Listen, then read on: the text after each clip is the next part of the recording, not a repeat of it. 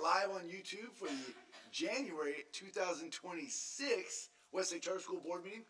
Board President Golick, you have the YouTubes. Thank you, Dr. Ike. For those watching from home, if you'd like to make a public comment, you may submit your comment, limited to 250 words, to admin@westlakecharter.com. Every effort will be made to read your comment into the record, but some comments may not be read due to time limitations. Comments received after an agenda item will be made part of the record if received prior to the end of the meeting or attached to the minutes. With that, Amy, will you please take the roll? Yes. Hope. Here. Sean. Here. Josh. Here. Sapir. Sally. Here. Amber. Here. Suzanne. Nurali. Katie. Here. Perfect. That brings us to celebrations. Who would like to go first? Sally. Sally Hubbard. I would like to celebrate Amy Wells. She came in this morning and she ran a behavior reteach for our 6th graders. So all 112 of them got into the flex space, sat down on the floor, and she's done it now several times, so they know what to expect. And she could start something and they could finish her sentences, and it was so good to have the repetition and reminders of things like dress code and tardy policy and how to treat other people. And it was just really good to have you say it to all the kids at once so everybody heard the same language. Thank you. I love it. I love it. Which way are we going? I'll go. All right, Mrs. Sanchez. I met with Heather Chastain this afternoon, and we are working together with the capacity builders on the reading PD that's coming out, and she's just so passionate and wonderful, and I'm excited to present with her. Oh my God, you just get smarter being in a room with Heather Chastain. Yeah. She's amazing. AW, you want to play? Yes. Okay. I'm going to celebrate our SARC again because for those of you who don't know, and if you're on the YouTubes, it's called the School Accountability Report Card. That's right. And it's a document that we have to produce every year that gives a lot of really great information about our school, but it's not a really well-known document. When I started doing it years ago, a long time ago, it was a very plain and boring document that just was like nitty-gritty. Melissa has taken it over, and it is a thing of beauty. I almost made copies of it to show you tonight. It's branded so beautifully and really speaks about Westlake in a wonderful way that is just makes you proud. I love it. I love it. I will celebrate some amazing high school staff for such a random reason. I went over to high school yesterday, had an opportunity to present on the dashboard. I had presented the dashboard information at the K-8, then we bumped into winter break and the holiday party, so I promised that I'd come out and do it first thing in the new year at the high school. And I kind of did my riff on, hey, this is the dashboard, this is where we're at. We all know about the targets and the goals. We're trying to go 5% math and just that 0.1 in ELA so we can be green.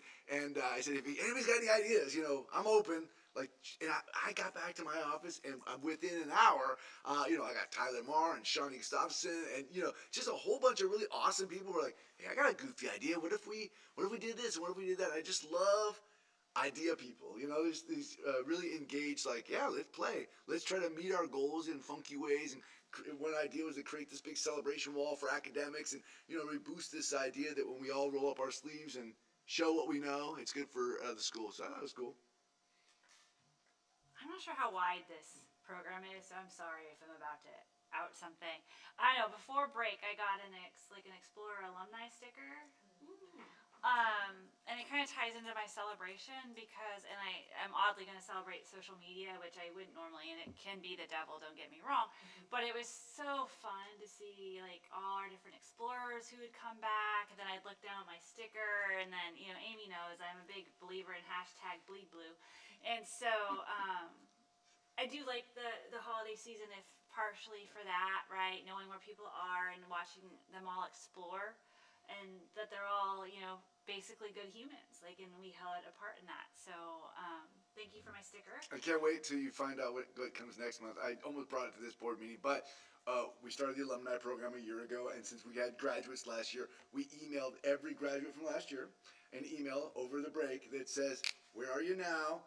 How's it going? And how well did we do preparing you for what you're doing now? And we had all this data back. So I've got data back from last year's class of 2025. So I'll bring you some quotes at the next board meeting from that? It was fun. I mean, it led to some discussion in my house since the person who actually went here didn't get the sticker. Yeah. But I got to trump her on that. So either way, I just wanted to celebrate our past explorers. I love that we're connecting with them and getting that data, and at the same time, we have so much to celebrate and be thankful for. Yeah. In Cool. both the hits, the misses, all the thing that is life. Yes.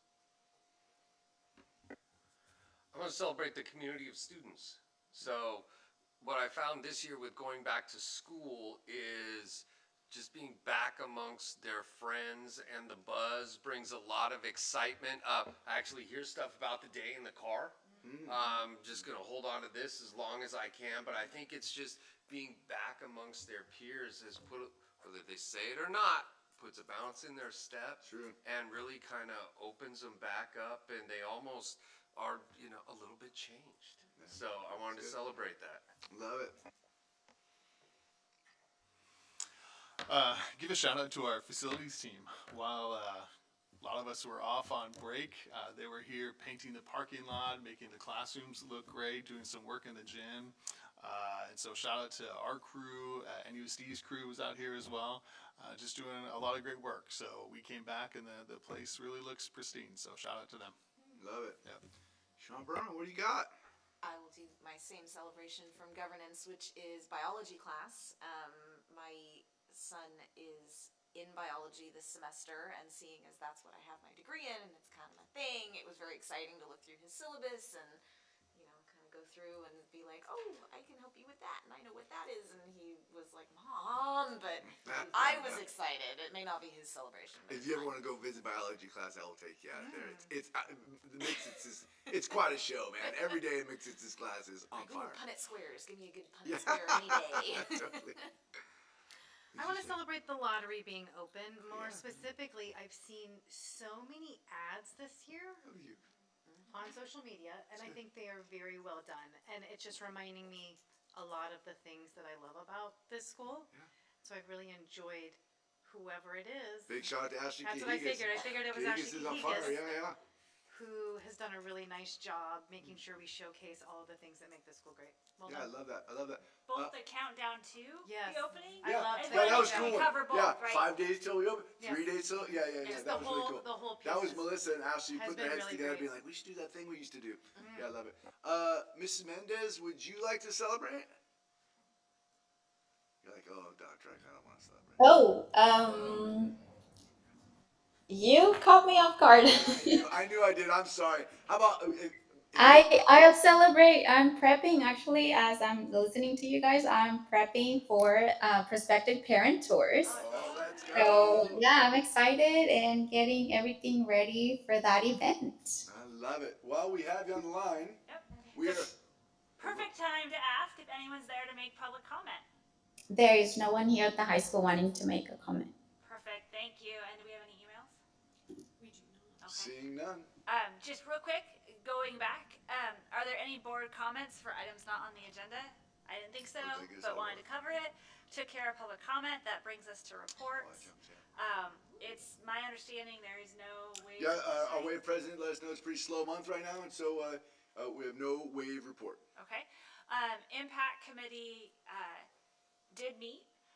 It was a great discussion, right? Because now that we've come and presented to the board and you've sort of seen a metric to understand about how we would hit certain tracks for charter approval, the real question is then what's next? And so we have a homework assignment to go through, and part of it kind of ties in, I think, to what we'll be discussing later tonight. Yeah. But looking at the charter and what did we assume or see for our program back when the last strategic plan was done, and sort of where do we go from there, and including presentations, right? Doesn't it include watching your academic yeah. reports? But just so different pieces there. So it was a really good meeting. Development did not meet this month. No, we meet on the 2nd, so we were running into Mondays where school was closed for holidays, so we kind of made a modification and did a 6-week and a 6-week instead of a month and a month. So, but next you'll have a report. So he'll have a report next meeting. We'll be back. Yeah. We'll be back. Finance. Finance is in the thick of compensation review, as we always are at this time of year, and we also got a really great update from Steve, CBO report, Yeah, probably the same report. Well, the budget comes out tomorrow, right? State budget comes out tomorrow, so finance will be even busier this month. Governance did meet right before this meeting. We really only had one topic on for today, and that was our board policy on meetings. Brown Act, not Brown Act bylaws, how we want to set them up. So more to come on that, but it was it's my nerd, I'll out myself. It's my nerdy topic since it's my work life too. So more to come on that, but it's always enjoyable to have a discussion about how you make sure your public can be heard. It's an important one. With that, I'm going to kick it over to you, Dr. Ike, for your presentation. Okay, or your report. Excuse me, it's not just a presentation. Yeah, let's see what we got. You thought it was going to be a short meeting when you saw the agenda. Oh, I know better. I know. Wait, we have agendas? Check your email from Amy Wells. All right, well, let's talk a little what's going on here in the Executive Director's Report for January 2026. We'll do what we do. We'll go celebrations, strategic actions, and updates. Obviously, the biggest, strategic action is having Pajama Day every year. I love Spirit Days. The Pajama Day, I think, is the #1 most heavily engaged and utilized by students and staff alike. I think the mail delivery guys showed up in pajamas that day. Yeah, it's just wild. Somebody actually showed up today in pajamas. We're like, hey, wrong day. But it is actually one of my favorite days of the year. I love the Pajama Day. I think K-12 movie night was rocking good time in the cafeteria. Movie night was put on by our WAVE team this year and did a wonderful job. Lots of fun there. Holidays around the world, which is actually just one of our what do you call it, like a capstone event of the year every year, where the big kids come down with the little kids. I mean, if we were close enough, maybe the high schoolers would come over. I don't know, but I walked all through 3rd grade and saw a bunch of 8th graders with the 3rd graders, and I walked over to 1st grade and saw the 4th graders with the 1st graders, and just such a cool event. Love me some holidays around the world. And then our high school civics group heading in, meeting with Senator Ashby, and does everybody recognize Isabel Gatula? Go Explorer. Yeah, that's right, former explorer, or I guess not former, once an explorer, always an explorer. But what a cool opportunity for our students to visit the Capitol. And our staff party was a ton of fun this year. We had a theme, as we always do. This year's theme was the Winter Olympics, and so Winter Olympics are going to be in Italy. So it was an Italian theme, and we had, what did we have? I think it was some kind of pasta or something. Yeah, all kinds of yummies. Yeah, it was pasta, so it was. Yeah, Carla. And what was super cool about it is everybody got to pick out in advance, like, do you want a blue sweatshirt or a gray sweatshirt? Do you want a Westlake Charter logo? Do you want a Westlake Charter High School logo? And we didn't get to ask you exactly what you wanted, but did go ahead and make sure that each of you received a swaggy swag sweatshirt as well. So A-Dub, the elf of the holiday party here, will hand out cool swag for all of you guys. And what was really cool about it was, the team actually used these heat presses right here, these heat transfers, because they're super crafty and have them at home, to actually make these. Because we're like, gosh, how do you do sweatshirts? They're kind of expensive to get a printed sweatshirt. Said, well, if we just ordered the logos, staff could pick the logo they want, whether they want the corner logo or the full logo, or, the vertical or the horizontal, and then we'll just press it right down there. And so we kind of did a little DIY swag party. It was really cool. It was really cool. Wasn't it cool? Yeah, and of course, there's the photo booth. We had a wonderful give back project, which was really cool. So, love me some staff party. All right, let's do some strategic actions. I think there's only the one, maybe there's two. But I want to talk about targeting high-track academic readiness. We've been talking about the dashboard. We've been talking about, one of my goals that comes up later is making sure that you are well-informed as a board about what we are doing to make progress academically and social emotionally in alignment with the graduate profile. And one of the things we've been talking a lot about is targeting high-track academic readiness on the California dashboard. So I just wanted to kind of bring you up to speed of where we're at on that. I've presented at both staff meetings, as I indicated earlier, K-8 and high school, regarding the dashboard and what our current potential growth targets are that will help us meet the dashboard. Remember, we're looking for math, English language arts, and English Language Progress Indicator, our English learners. So that's been presented at both campuses. Lots of supports on the K-8 side of the house. We have the Imagine Math Challenge that ended. It's kind of restarting up right now. We're investigating a 10-week challenge with Lexia. We have the Lexia rep coming to leadership on Monday, and the leadership team and I are going to talk about whether or not we think this is a good fit or not, or whether it's just one more thing. And so we're playing with a cool idea there. But we have more interventions in math and phonics and reading than we've ever had before. I think we've got in the middle school, we're using elective block now to do both English learner and math intervention. I was talking to, I think, first grade, and they're like, hey, we have 4 intervention groups going with Rachel Trin. Like, throughout the day, it's hard to fit in another time block during the day. So we are rocking a ton of intervention. At Westlake High School, our math and ELA teams are organizing really cool supports, utilizing flex blocks for some of the kids who took math in first semester to make sure they don't forget about the math as we go through second semester, and using FIABs to track student progress toward the test. So, we're doing some good work there. And we're calling for innovation.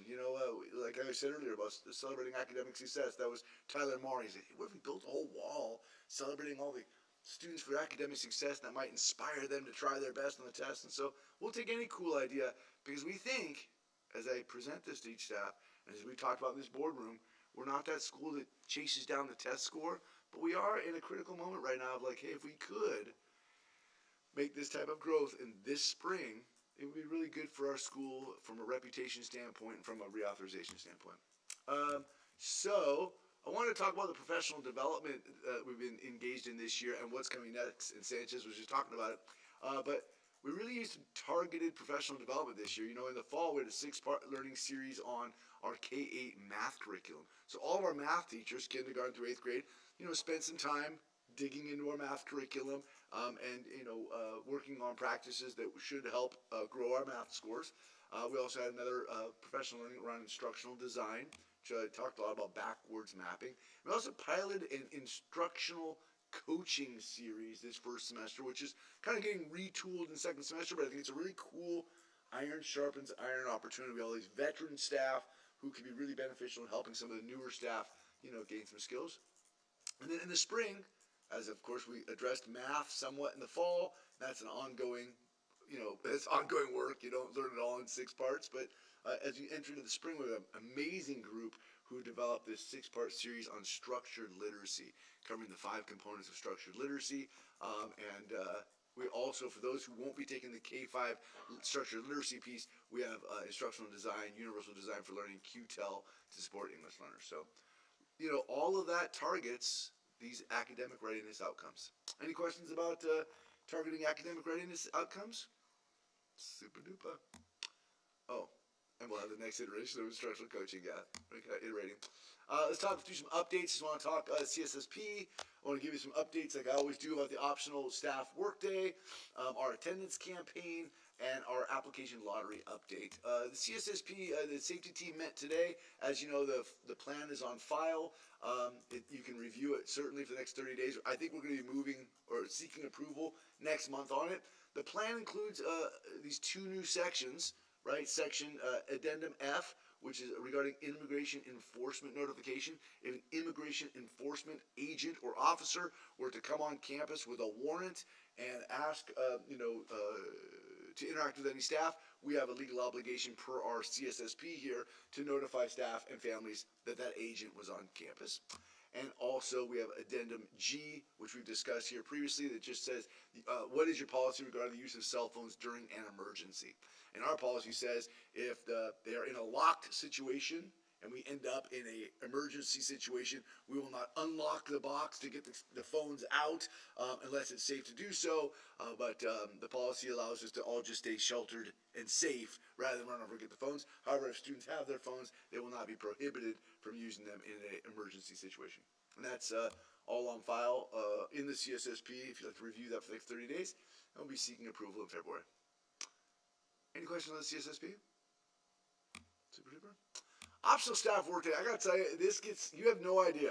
This gets celebrated. People who use it love it. So just so you know, every time it it happens, it gets celebrated at a staff meeting or it gets celebrated in the halls. There's just such a vibe of gratitude toward this board for allowing this thing. As you start to capture, like in the strat plan, things you should never stop doing. I just think this is one of those things that makes this place a little different than other places.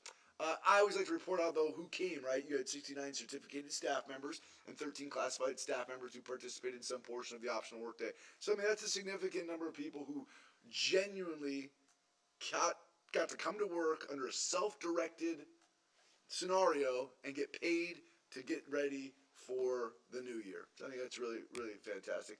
More than 81% of the participating staff, certificated staff, worked a full day, which is up from last year. It was 55% last year. So we saw more people using the full day this year. I just like to note on that because if it was 69 people using 1 hour, it might not be worth it. But of the 69 people, you had 81% of them who were here the full 8 hours. So worth noting. All grade levels and departments represented. So high school, K-8, all the way across the board. I don't think there was a single grade level that wasn't represented at some level. Cool. Any thoughts on that? Any questions? People dig it, right? Oh my gosh. Yeah. Oh, it was so nice to know that I had a lot of work to do to get ready for the next couple of weeks, but I didn't have to do it on my time off. Yeah. I didn't have to. And I came on the optional work day and cranked some stuff out. I was so productive. It was so quiet that day, and it was amazing. Yeah, the vibe that day is so fun. You're like, oh, that's great to see you. How are you doing? What are you doing? Yeah. We had an admin strategic plan workshop that morning for 3.5 hours where we just covered staff data. And I'll be presenting some of that tonight. But, you know, it's great because we're typically, as the admin team, meeting at night for that because there's never time in the day to put everybody together for 3 hours. So, yeah, it was great for us to go, let's jam, let's nerd out. Very good. I want to report on, a year ago today, that school status logo hit the screen and we were talking about this attendance program and campaign. So I kind of want to report out. These numbers are year to date. So by the end of December in 2022, we were rocking a full 92.86 attendance. That was just post-pandemic, so it was a little rough. You know, we got up to 94. We're rocking 94. And then this year, you know, we look like we're doing a little better. And so, as we'll recall, you know, every hour of seat time is instructional time, and that improves academic performance. Now, I do have the slides started getting super nerdy, and I cut some of it. Now I'm wishing I wouldn't have, because the truth is, kindergarten through second grade has had a real improvement this year. More so than the near 1 point you see there. So we've really captured on the K2 side a lot of attendance, and I'm really hopeful that seat time benefits those students longitudinally and academically. So we also think that because of that particular grade band, we're going to see a real reduction, we hope, in chronic absenteeism. As you recall, chronic absenteeism is any student who misses 10% of the school year or more. And right now, per this school status program that gives us data, it shows a pretty significant decrease in chronic absenteeism. So what's funny is, right, not a massive increase in attendance, but a decrease in the number of students who are over 10%. Yeah, really interesting. I figured, but Pretty big increase considering the small window. I mean, there's only 4% there, and then it's 0.8%. yeah, I mean, yeah, no, it's true. I mean, and we know that financially, 1% ADA is roughly $200,000. So if you can get a 1% growth, that's a significant amount of money. So yeah, that's good. And then do you think, I mean, I'm guessing that with that group, that 3 grade level group, hopefully it'll continue to move Well, up. that's And those students obviously were never impacted by the pandemic. Right. So then it'll be their culture versus some of the older kids who, Yeah. you know, it got a little loosey-goosey. Well, yeah, let's hope, because, you know, yeah. Now we're calling it. We'll call it, well, and nationally, the kindergarten attendance and the high school attendance are the two real low points, you know. And so, yes, as we're starting to kind of like tune up kinder on this plan, yeah, that could be, if you're onboarding people in the right way, maybe you do over the next decade really see that grow. Because remember, in 2019, right before the pandemic, we were budgeting at 97%.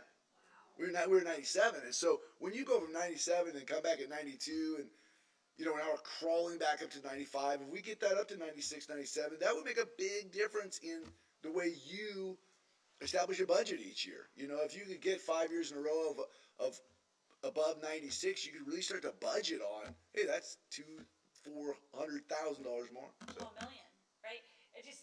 Yeah, $1 million over 5 years. Between 19 and 22, right? That's like $1 million.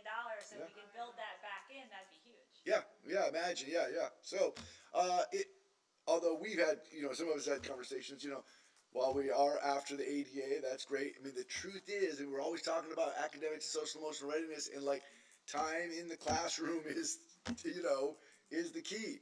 I hate to say it, but like seat time is the real ticket to making academic and social emotional progress, because you miss a day and all of a sudden you're coming back and you lost something, and so I love it. Yeah, please. So we've started working towards making up some of that lost time, right? And then in terms of how much, I'm not going to phrase this very well. Yes, but to your point of, it's not all just the number, so it's good that those students are also getting engagement to make up that time. So I'm trying to wrap my question around that. Does this percentage include some of that work? It does not. So the numbers you're looking at here does not include the summer intervention, which does count toward this year after July 1. And does not, because it can be used for attendance recovery, and our October break interim. What do we call that? Yeah. Intercession. And so those numbers are not actually in here. And so you actually could be, you could be a little higher at this point. So, that's a great question. And I believe we have another intercession coming around the horn. And then next year's plan for intercessions is a little more robust. I mean, Emily's kind of leading that. I could bring her out, but it's kind of in a pilot year where we're treading lightly to make sure we do it right. But I think we could ramp that up along with some ramped up independent studies next year, and you could have an impact on that as well. Yeah, good question. There's some I think as we launched school status, I was a little prickly about it, and then others, some of the other colleagues of mine are kind of like, we don't love all the snarkogram letters. So there's a big push of like, yes, send letters, let people know if their attendance is not ringing the bell, but also make sure you're doing a lot of like Westlake style positive reinforcement. So Emily has calculated that we've had 1,714 positive attendance interactions. So through the school status programs, these interactions would be notifications regarding 95% attendance celebrations, beat the average celebration and attendance all-stars. So it doesn't mean 1,700 kids, because we only have 1,500 kids. It means, if you got this award, you might have also gotten this award. And then also, we ran the Here for the Hot Cocoa attendance campaign in 1st, 6th, and 9th grade. So, we're trying to do positive celebrations as well. We have some future planned ones with a monthly positive attendance mail and email, and the spring attendance incentive celebration. Sally. How do independent studies factor into this, and what is our independent study, this is a very specific question, but rate of completion, or you know what I mean? Yeah. How does independent study time factor into that? Well, if you were to be authorized to utilize independent study, and if you then did follow the procedure for independent study and completed said independent study, and it was processed correctly, then it would, at the end of the year, retroactively calculate back in, because your absence is recoded. So in the system, well, what happens is in the system, you are marked not here, but once we get your work back in and we verify that your work has been done, then we retroactively go back in and recode that day from absent to independent studies, right? But this could include people who have done independent study in the fall. This could, yeah, you're right, I said retroactively at the end of the year. It is Sorry, that's what threw me retroactively off. post the return, post your return, and yeah. when they process Yeah, it. but part of Sally's question was like, what's the completion rate? I don't have those numbers. And in fact, we've kind of, in the pandemic era, shied away from independent studies where other schools really leaned in. I mean, if there's a school in the neighborhood, if you're absent, they call you up and go, cool, your independent studies packet's in the file, do it. Because if you're out sick today and you can get this work done, get it done, and that particular institution down the street has like a 98% attendance rate because you're never absent. So we can do that. We like many things that we do here have leaned away from that because we feel like the burden on our teachers is like, hey, could you create an independent studies packet and then could you turn it into the thing and then we'll try to take it and we'll get it to the people and we get it to the people and then they don't do it and then they do it like super late and then you're like, I gotta grade it in the middle of it. So we're looking into ways to maybe, as Emily's working on independent studies and attendance campaigning, what is a way that we could do that that would not be so burdensome on the teacher, but you could then utilize independent studies. I wish you could use like Lexia and Imagine Math and some of the online programs so that you could say, oh, you guys can get you're out sick today? No problem. Log in here and here, do the thing. It's all recorded in the system, and then the teacher doesn't have to grade it. So there's some hoops to jump through for sure. For sure. Does that answer your question, Sally? Yeah.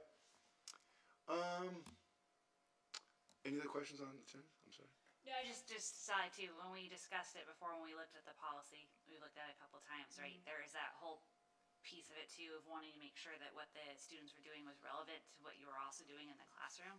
Like we saw very early on, like just having some set packets that you could give out to make up the work wasn't going to cut it, right? Especially with our program. So that was part of it too. I just wanted to share that we've kind of looked at a number of options, but it is a real challenge to strike that sort of work benefit, piece. There's also a little bit of a teacher designer piece too. Like if you got a set curriculum, it's a little easier to do independent studies because you're like, chapter 7, you right? Like we know you're on 2.1 today, because that's where you're supposed to it's be. It's a little trickier, but now we have a little more math curriculum. Who knows? Maybe as we iterate, we'll get a committee together and eyeball it because it could be beneficial. Yeah. My only other one comment, John, was that you should definitely have have them go to Miss Wells' office and prank their parents as a celebration, because that seems to be a big hit. It is with the kids, but now I'm worried that I'm scaring parents. So now I'm like, no. You're dialing it back. Okay, never mind. I did not just suggest that then. On The YouTube. kids love it. Sanchez? The positive interactions, it's very Westlake, but it also goes a long way. Like I have students who come in with their postcards. I also have my own child at home who's like a celebrity because Dr. Ike sent him a postcard. So I think it goes a long way, and it probably seems silly, but it is working. I tell you, I'm a believer in the silly little celebrations, man. We do celebrations every meeting here. I love all the core values, and I love these pieces too, for sure. I have all the cards John sent me up in my office. Like, no, truly. So I mean, it makes sense to me because being supported, and maybe from someone too that is sort of a star in your mind, or a wow, that. Well, I think the physical artifact too is a cool. You got that sticker in the mail, and like, oh, I got a mail card. What's this, right? Because there's something about the digital celebration, but boy, the physical thing I think makes a bit of a difference. You feel special, right? Because I mean, as an adult, what do I get in the mail most typically? Bills. Yeah, right. So to get a sticker that's like just from and so as a kid, like not only are you learning about mail and what is this, right? It's also for you. Yeah. Next, you get a call on a landline. That happened to me earlier today. I want to talk a little outreach and lottery update where we're at. Applications received as of this point.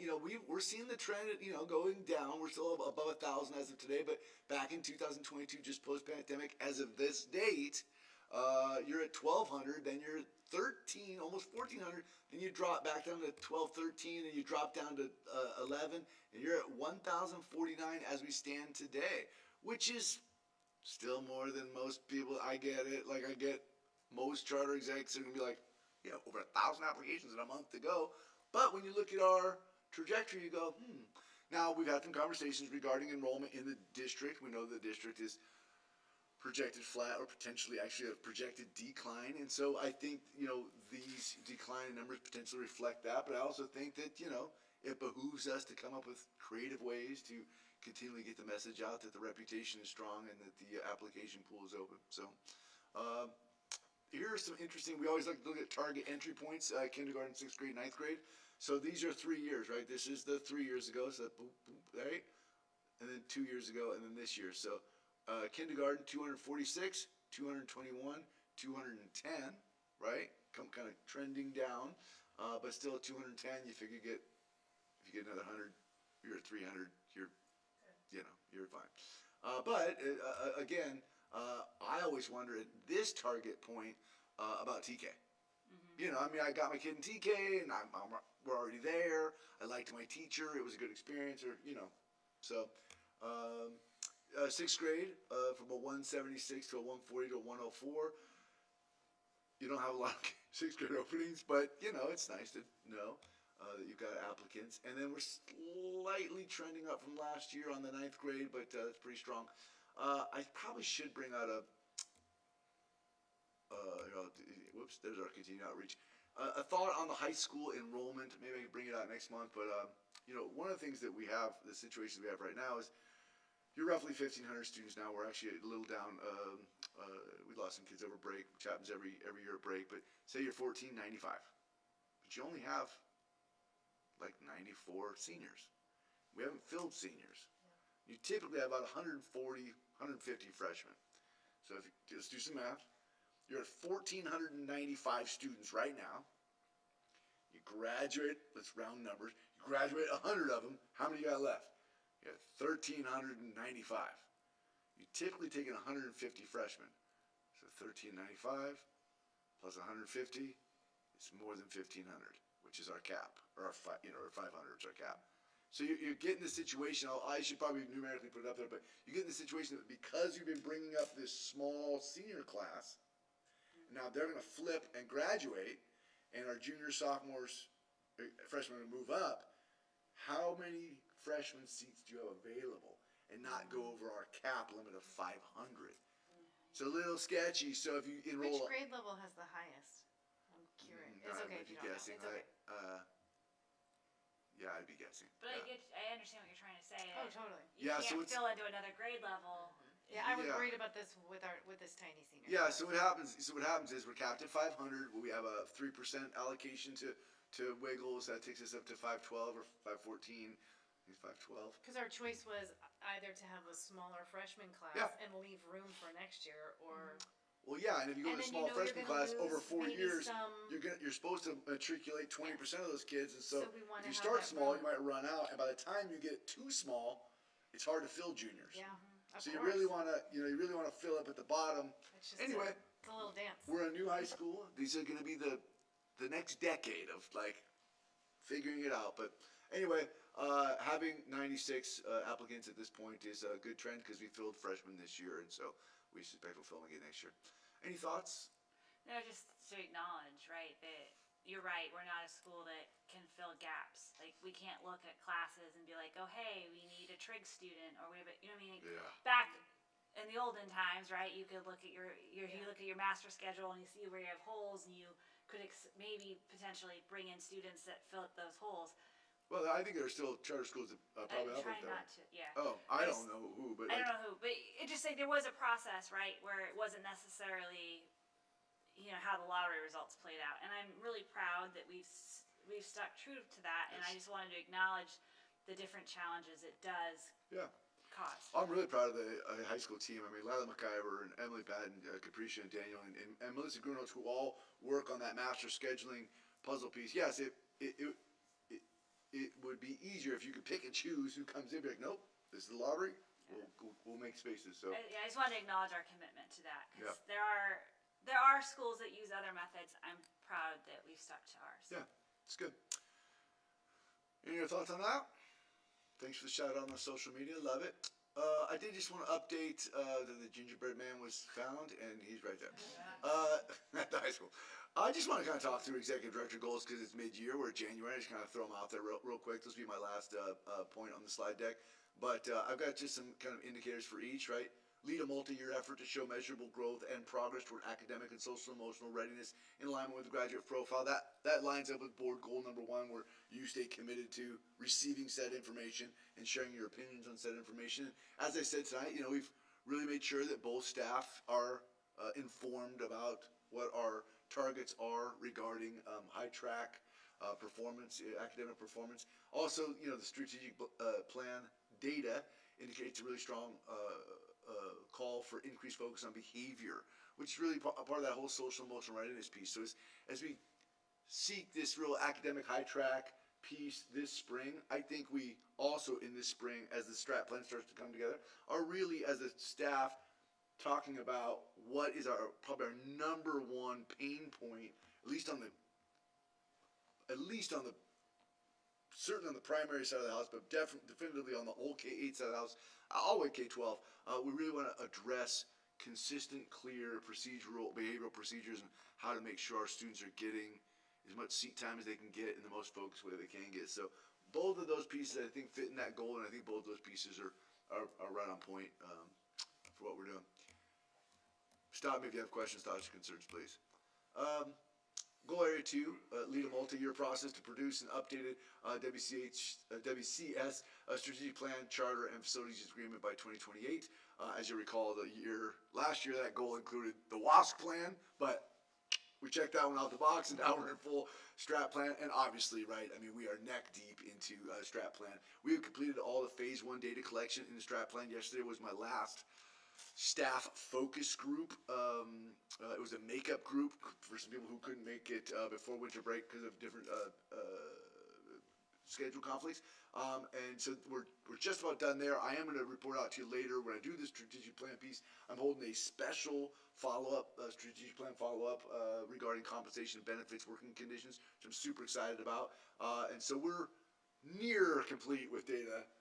And then really phase 2 begin presenting in February. So I'll come out here next month with some, back of the napkin rough sketches on what a strat plan looks like. And then goal 3, focus on recruitment, development, retention, and engagement of staff members and community partners. Implement initiatives to ensure a commitment by all stakeholders to increase impact or engagement. Well, certainly like our WAVE partnership, targeting these video training sessions. We've now had over 100 family members go through our little video training, which is kind of cool. Like, I don't know that we have great data on how many people have volunteered in a classroom versus last year, because volunteer hours are starting to uptick now. We're starting to see a push on that. But what we're realizing is, at the front desk, we're still using the paper sign-in, and it's hard to track. Oh, where'd that person go? So we're actually talking about re-implementing the old, remember the iPad? So we can go, oh, I'm going to Sanchez's room, and then we can code that and know how many volunteers are volunteering in the classroom. So that's kind of a cool little, we were talking about that one today. I think certainly by the fall, we can have that up and running. And then, through the strategic planning process, we've had groups of families, staff, and students that each kind of deeply been involved in sharing in the development of the next strategic plan. I mean, we had 1, 2, 4, 5, 9, 10. We had 10 staff focus groups, right? That's a significant number of people. We had four rooms of families. We had 4 rooms of families. So we've got a significant number of people show up in person for these groups, as well as you saw, all the data from the surveys. And tonight, if I can get out of this slide, I got a sneak peek at some student data. Which is so fun. So I'll show you that in a bit. Chicken nuggets is everywhere! Yeah, actually I didn't make the slide. I was like, wait, there's no data on chicken nuggets? What are we doing here? Anyway, I just wanted to kind of bring out that I think that the executive director goals are, chugging right along amongst 1,000 other things that happen every day. As I pull up to 40,000 feet and look and go, yeah, these are the things we said we're going to do. I think we're doing them. Questions, thoughts, or concerns regarding that? All right, super duper. I will hand it back over to you, Board President Golick. Thank you. Before we take action on the consent agenda, are there any public comments? Oh, I'm sorry. She was emailing her. Hold on. I forget that I have that capability. No public comment. Thank you. Seeing none.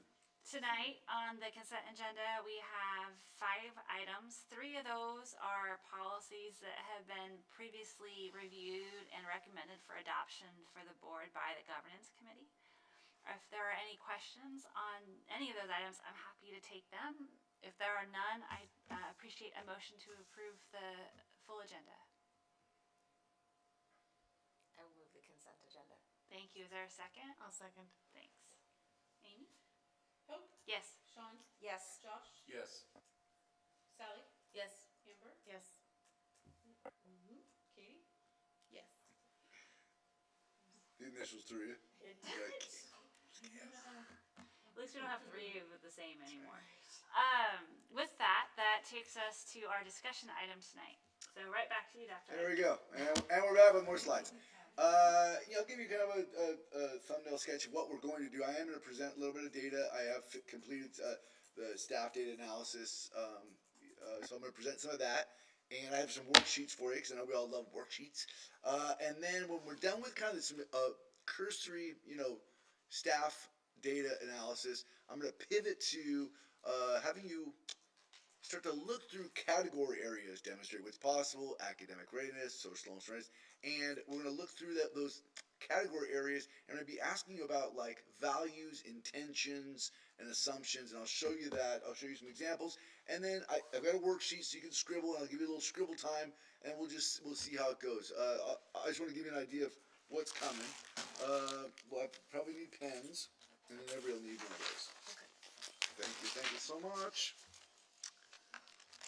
Yeah, on the front of your worksheet right here, you just have an overview of the quantitative staff data as it pertains to just one topic, which is staff satisfaction, which I think really speaks critically to staff retention, which is a big deal for us. And then the second part of the worksheet will be for the second part of the presentation. So you can stay on the front page if you like.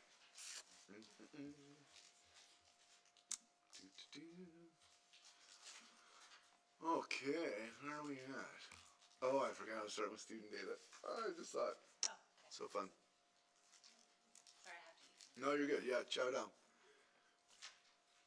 Okay, well, I got you a worksheet. Now you turn the worksheet over. Don't look at it because I forgot we're doing student data first. So, eyes on the screen. I have no worksheet for student data. Let's just take a look. Remember, with families, we had 329 participants, about 1/3 of all families. This was the breakdown of what families were represented in the family data. But with students, we have 1,049 participants. That's 2/3. So we had 1/3 of families, 2/3 of students. And this is the breakdown here, which is actually really nice because, like, if you look at this one, you're near all. And this one is quite significant as well. So really large swaths of the population. We actually asked the kids from 3rd grade up, hey, how long have you been at Westlake Charter School? And we're just interested to note that from 3rd grade all the way through 12th grade, you have 55% of your current population who've been here since kindergarten.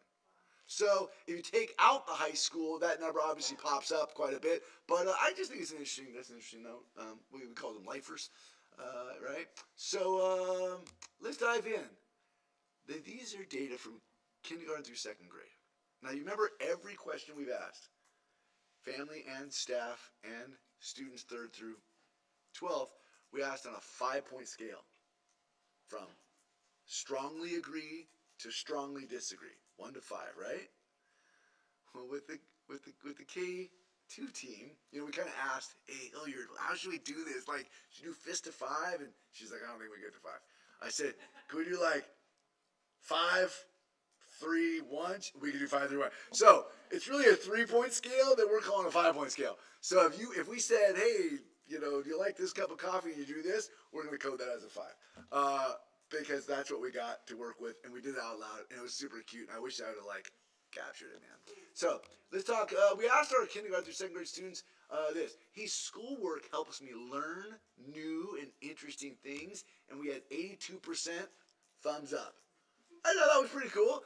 And every student in the room engaged. So it wasn't like some of them were like, some of them did this, you got some of these. But okay, 82% felt like the school work helps them learn.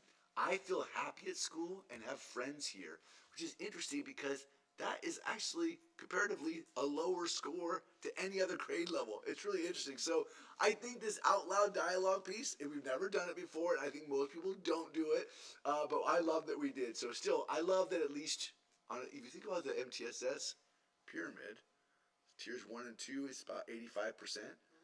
And you go, okay, it tracks. Maybe 15% are feeling like outliers. We got to go figure out how to bring them in. I try hard in school and feel good about getting better at things, and that was our highest score. So kids felt good about getting better at things, and they self-reported that they try hard, which I think is always interesting. Like, your teacher asked you to try hard? Absolutely. I know this game. You guys sending me to the office. Yeah, right, I don't try hard, right? It's great, yeah. It's right. Anyway, I just love it. I just want to share a little bit of that data. Here is our other student perspective around caring staff. Here we go. So we asked 3rd through 12th grade this question. This is a really critical question for us, and I'll break it down. This is a question filled with commentary regarding what we consider microaggressions. So my teachers want me to succeed. So if you would ask that question, like on a nationally normed, across the nation, you would typically use a question like this to look for like historically marginalized groups who say, my teachers don't care about me. I feel othered or outside. And so it's really an important question demographically, but we didn't collect demographic data for our student surveys. But it's a really important question. It feels like a throwaway, like, oh, of course your teachers care. You'd be surprised nationally how many kids say their teachers don't.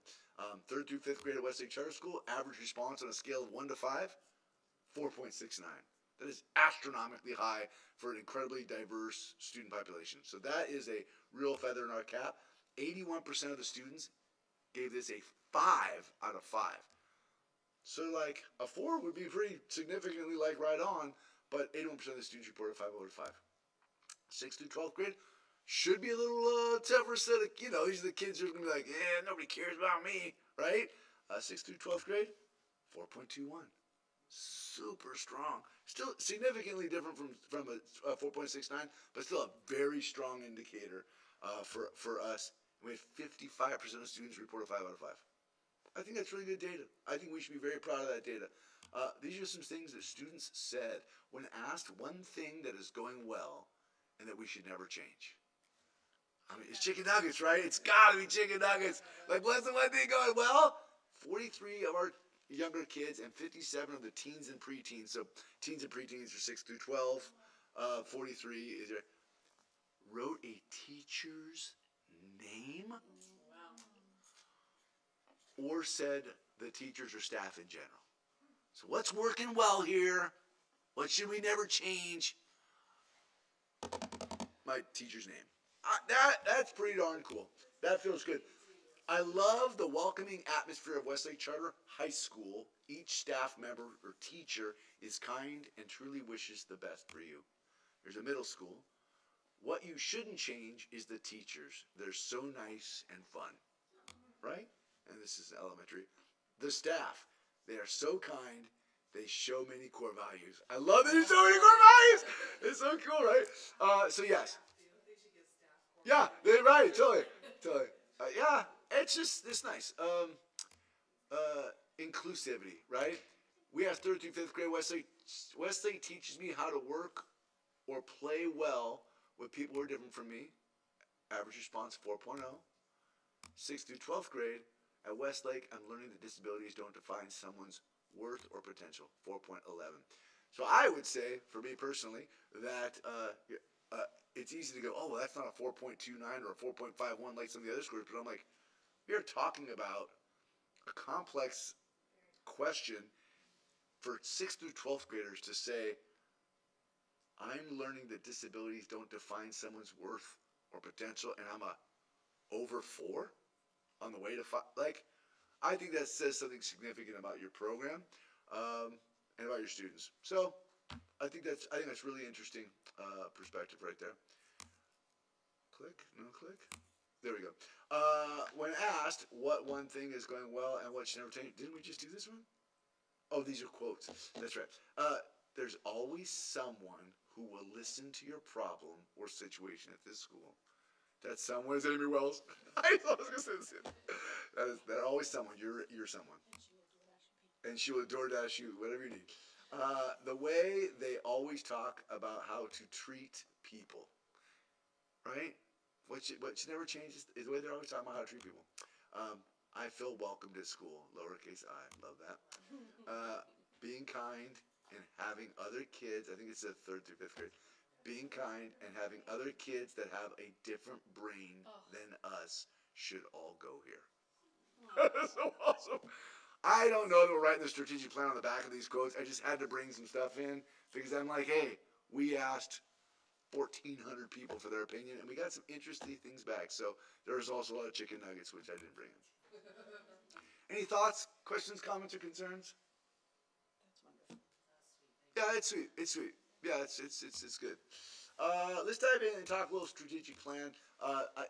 The staff survey work, and I'll show you some pieces of it next, really show strong trust for each other, for staff as each other, between staff and leadership, for the program. There's this trust component. There's a high value for the program. People like kind of things. The qualitative responses demonstrates glows and grows. And I love the vulnerability of our staff because they're like, hey, I love it here, but here, I'm going to tell you honestly, this is the part that drives me crazy. And there's lots of that too. And I actually think it's a real healthy set of responses. We got into staff focus groups and we were very vulnerable and honest. Someone said in one yesterday, hope this doesn't put a target on my back. I said, oh my gosh. Like, legit, we don't do anything at Westlake unless we can talk to each other. And so I love that, but I think quantitatively, you'll see in the data, a pretty strong sense of yeah, I value this place that I work. I think we're doing good work. And I think we got lots of glows and grows.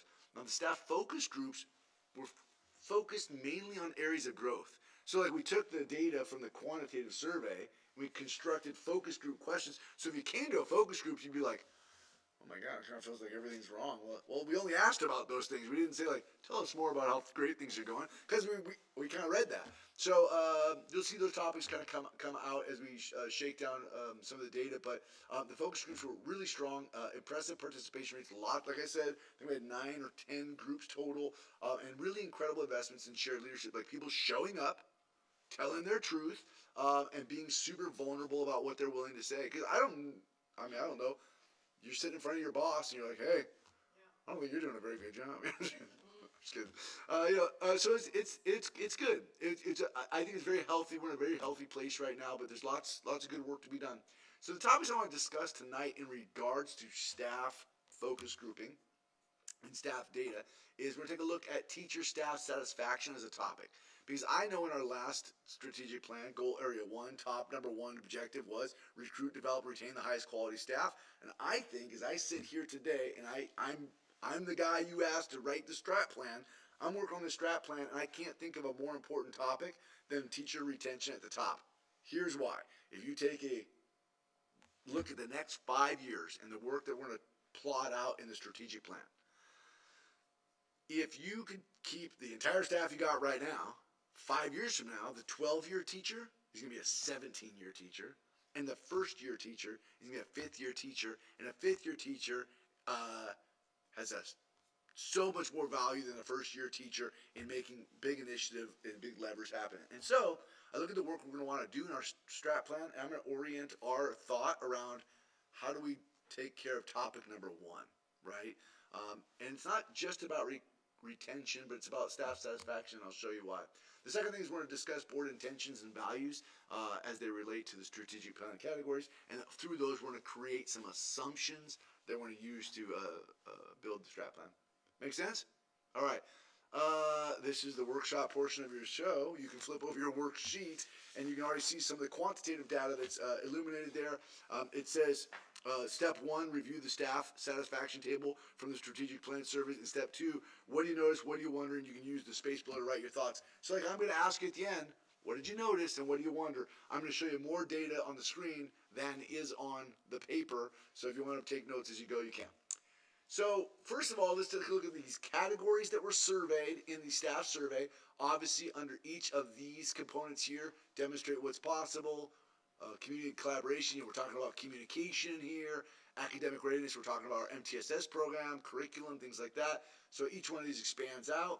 And then these were these cross-cutting themes, remember? Of these, are you surprised to note which is the one that scored the highest? Yeah, it happened again. Strangest deal. Look at this. I feel cared for, 4.58. And this is a ranking of how many 5s and how many 1s. That's a really cool, that's a good, don't be fooled. If you're a teacher at home watching on YouTube, don't worry, I'm going to represent you. There's lots of stuff that we need to work on. There is some real grow areas in this strat plan where we're like, oh my gosh, I'm so frustrated about behavior.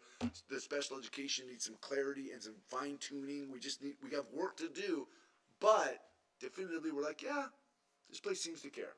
So that's a nice place to start from anyway. So that's the beginning there. This is one of the questions that makes up that composite score right there of 4.58, and is I feel valued and appreciated as a member of the Westlake team. And here you have a 4.34. You have 75 fives, and you have 1 1. But I like that this, that's 75. That's a lot of people saying 5 out of 5 when I feel valued. Thoughts, questions, concerns, chime in. All right. You can know where we're going next. We're going to go to that 6th topic down there. We're going to unpack staff satisfaction by content area. So it built in there. In this overall topic of staff satisfaction, we have an average response of 4.20. Look, as bad days as we have at times, I'll take a 4.2 over a lot of places where my friends work. We do have 53 5s and 5 1s on this overall, but let's start breaking it down. On the topic of intentional culture and support, you're a 4.55 with a 57 versus 0. How was that defined? Yeah, I'm going to break it down right here. Oh, sorry. No, don't be at all. So, where'd it go? Oh, I was supposed to. I blew it. Yes, it'll be defined kind of like that one is, but where is my fiddlesticks? While we're workshopping, I'll try and go find the slide it's missing. Did I get them out of order? Well, we'll see if it comes up. My bad. Sorry, guys. So, yes, intentional culture and support. One of the questions under intentional culture and support is a support question. How much do you value that we have IEP meetings during the school day as opposed to after school? That's a support question.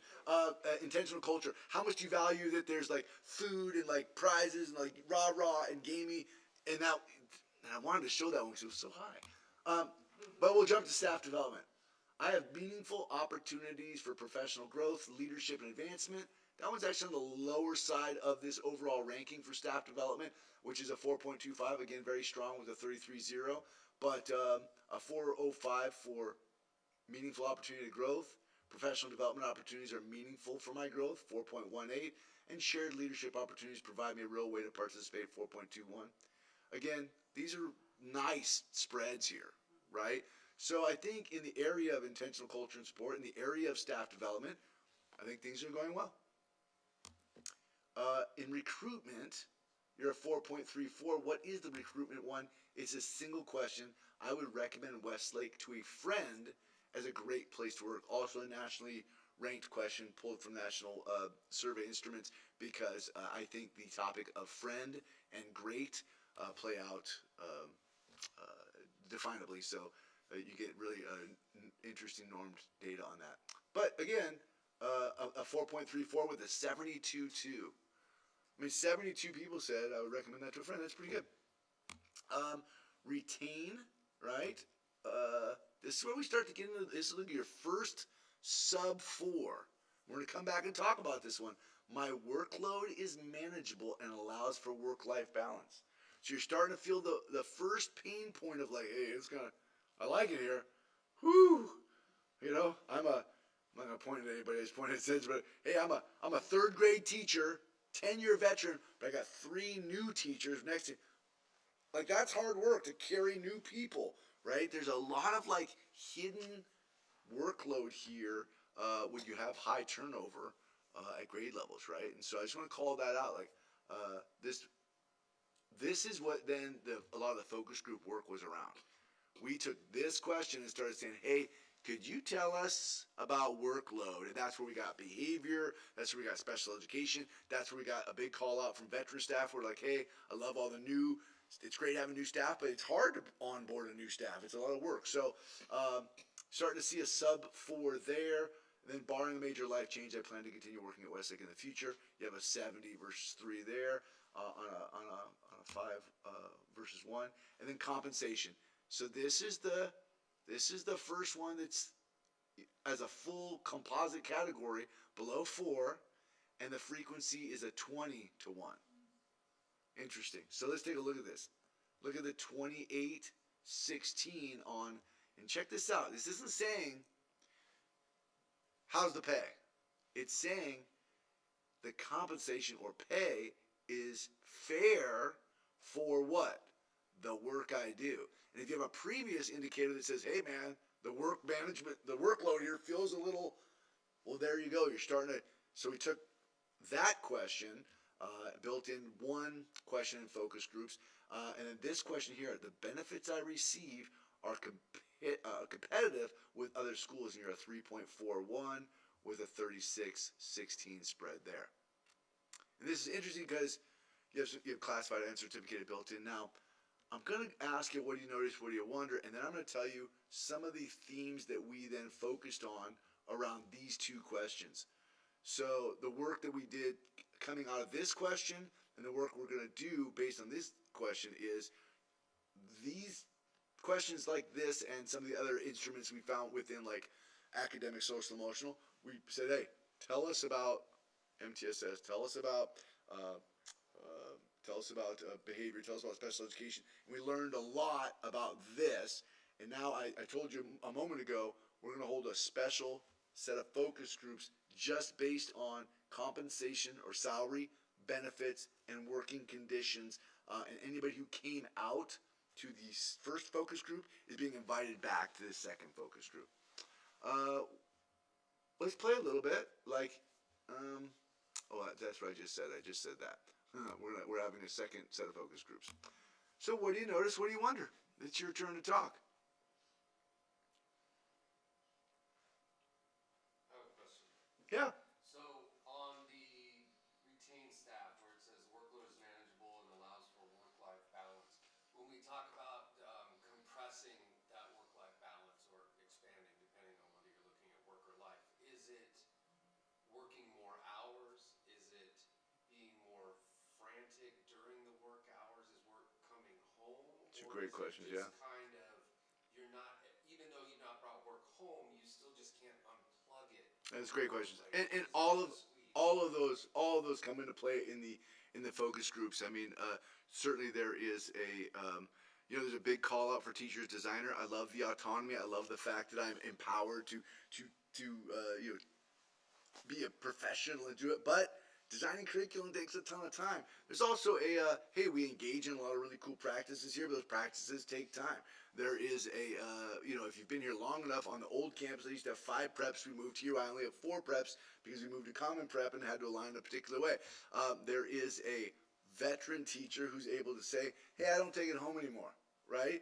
But then there's a newer teacher who's like, I can't not take it home. Otherwise, I will show up tomorrow. There will be no lesson, And so it's a little of all. It's a little of all. And I got really solid data on that. And I think you'll probably see that in some of the narrative as we go forward. Yeah, and I was just curious about the unplugging thing, because I think that's a... Microphone, they can't hear you. Oh, microphone for Josh, yep. About, the part that, everybody thinks with work-life balance, that means you're working longer hours or bringing more home, but I don't think that's necessarily just it. The unplugging is also very hard. Yeah. When you're taking it home mentally, whether you've got anything with you and all that. Yeah, and there's some really good descriptions of, especially for those of us who've been around more than, some of us who taught pre-pandemic.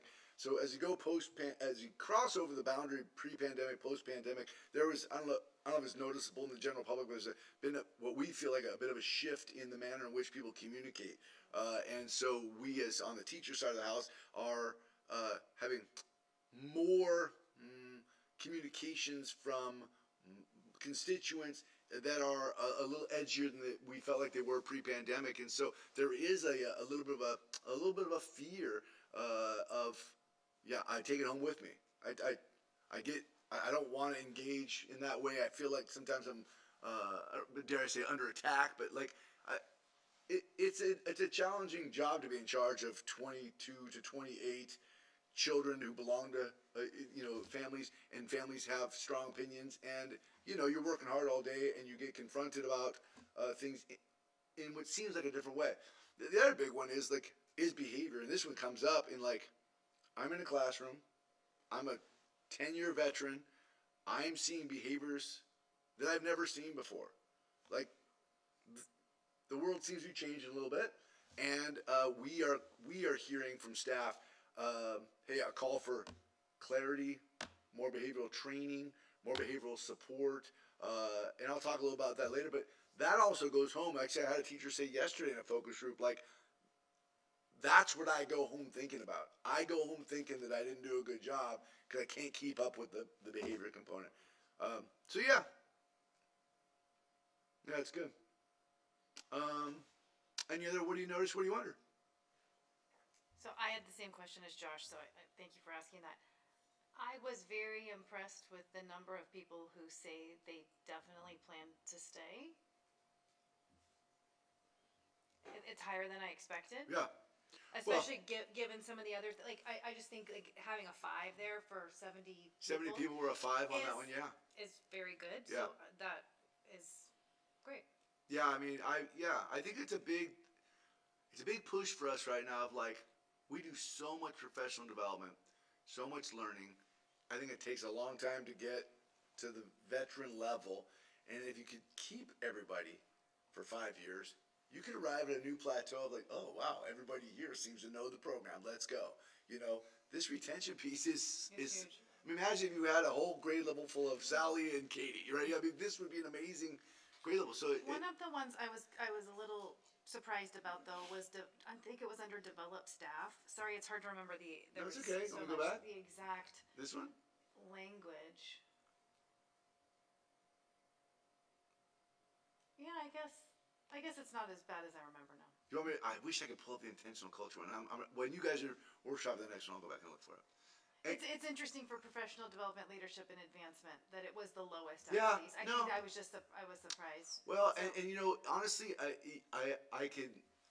You can pull this by classified and certificated, and it's slightly higher on the certificated side than the classified. Because it's true, if I'm a program aide, instructional That aide, makes sense. I want some advancement, and with advancement comes increase in salary, and there's just only so many advancement Stats jobs in that. Yeah, that data might be a little Yeah, that misleading. might be the key.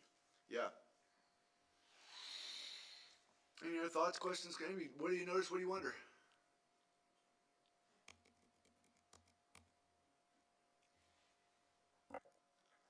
I Sorry? left it on you. You Sorry, look yeah. like you might be. Yeah, ready to I speak. was thinking. I know we can't do focus groups every year because it's a whole thing. But I wonder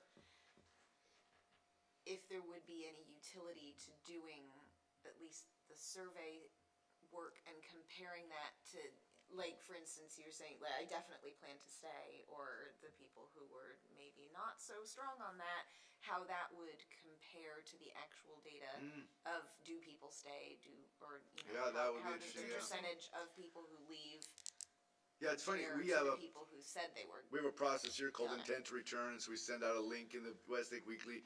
We say, click here. I think it's 3 choices. It's like, I'm definitely coming back. I'm coming back, but I'd love to have a meeting with admin, kind of talk about my professional goals. Or I'm not coming back. Maybe there's a 4th one of unsure. It's like, Remember? I'm coming back for sure.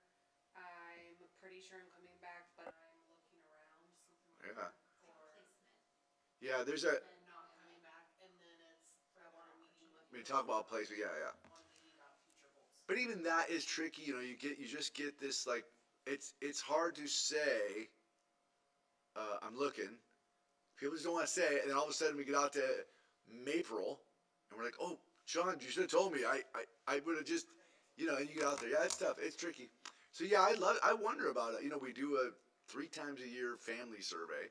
I wonder about an annual staff, like, hey man, how's it feeling out there? What are our 5 big topics? We're gonna ask 5 questions. It's not, Yeah, that would be interesting. Because then you'd have longitudinal data. Especially with the information here, then it's like it's a continuum. Yeah, Yes. yeah, that is And interesting. it's like Yeah, we heard you. How's it looking? yeah, I like that. That's an interesting idea. Well, and I also like that idea because it would allow us. I mean, you can never perfectly measure how changes have what their cause and effect are, but it would help us at least maybe capture some of that if it was more timely. Like if we tweak one thing and we rescore, then it might be easier to see if it's making changes in Sure. the way we had assumed they would or thought they Yeah. would, and maybe lend some sort of that assumption was false. Yeah. More regular data analysis would be cool. The qualitative data is a bit cumbersome. It just is. I could nerd out for a long time on the things that I've analyzed. It's qualitative, but the quantitative is just so clean. It's like, oh yeah, let's do that. Let's look at it. Any other thoughts on this staff satisfaction data?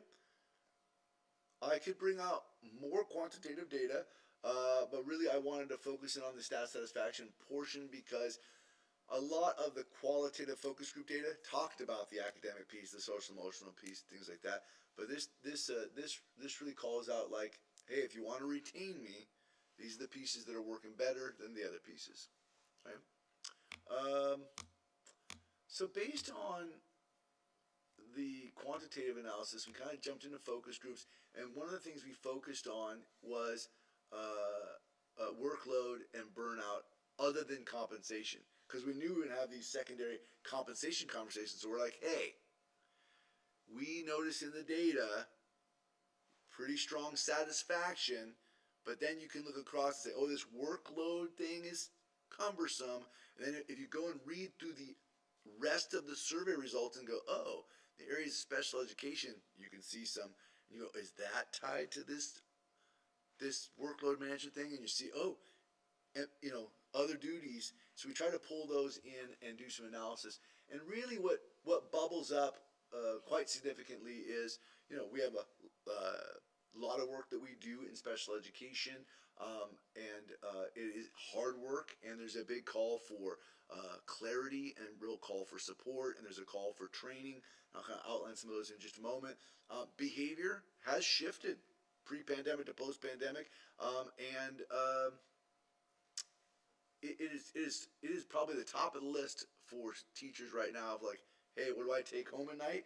I take home, I feel underskilled in managing this. I feel under-supported.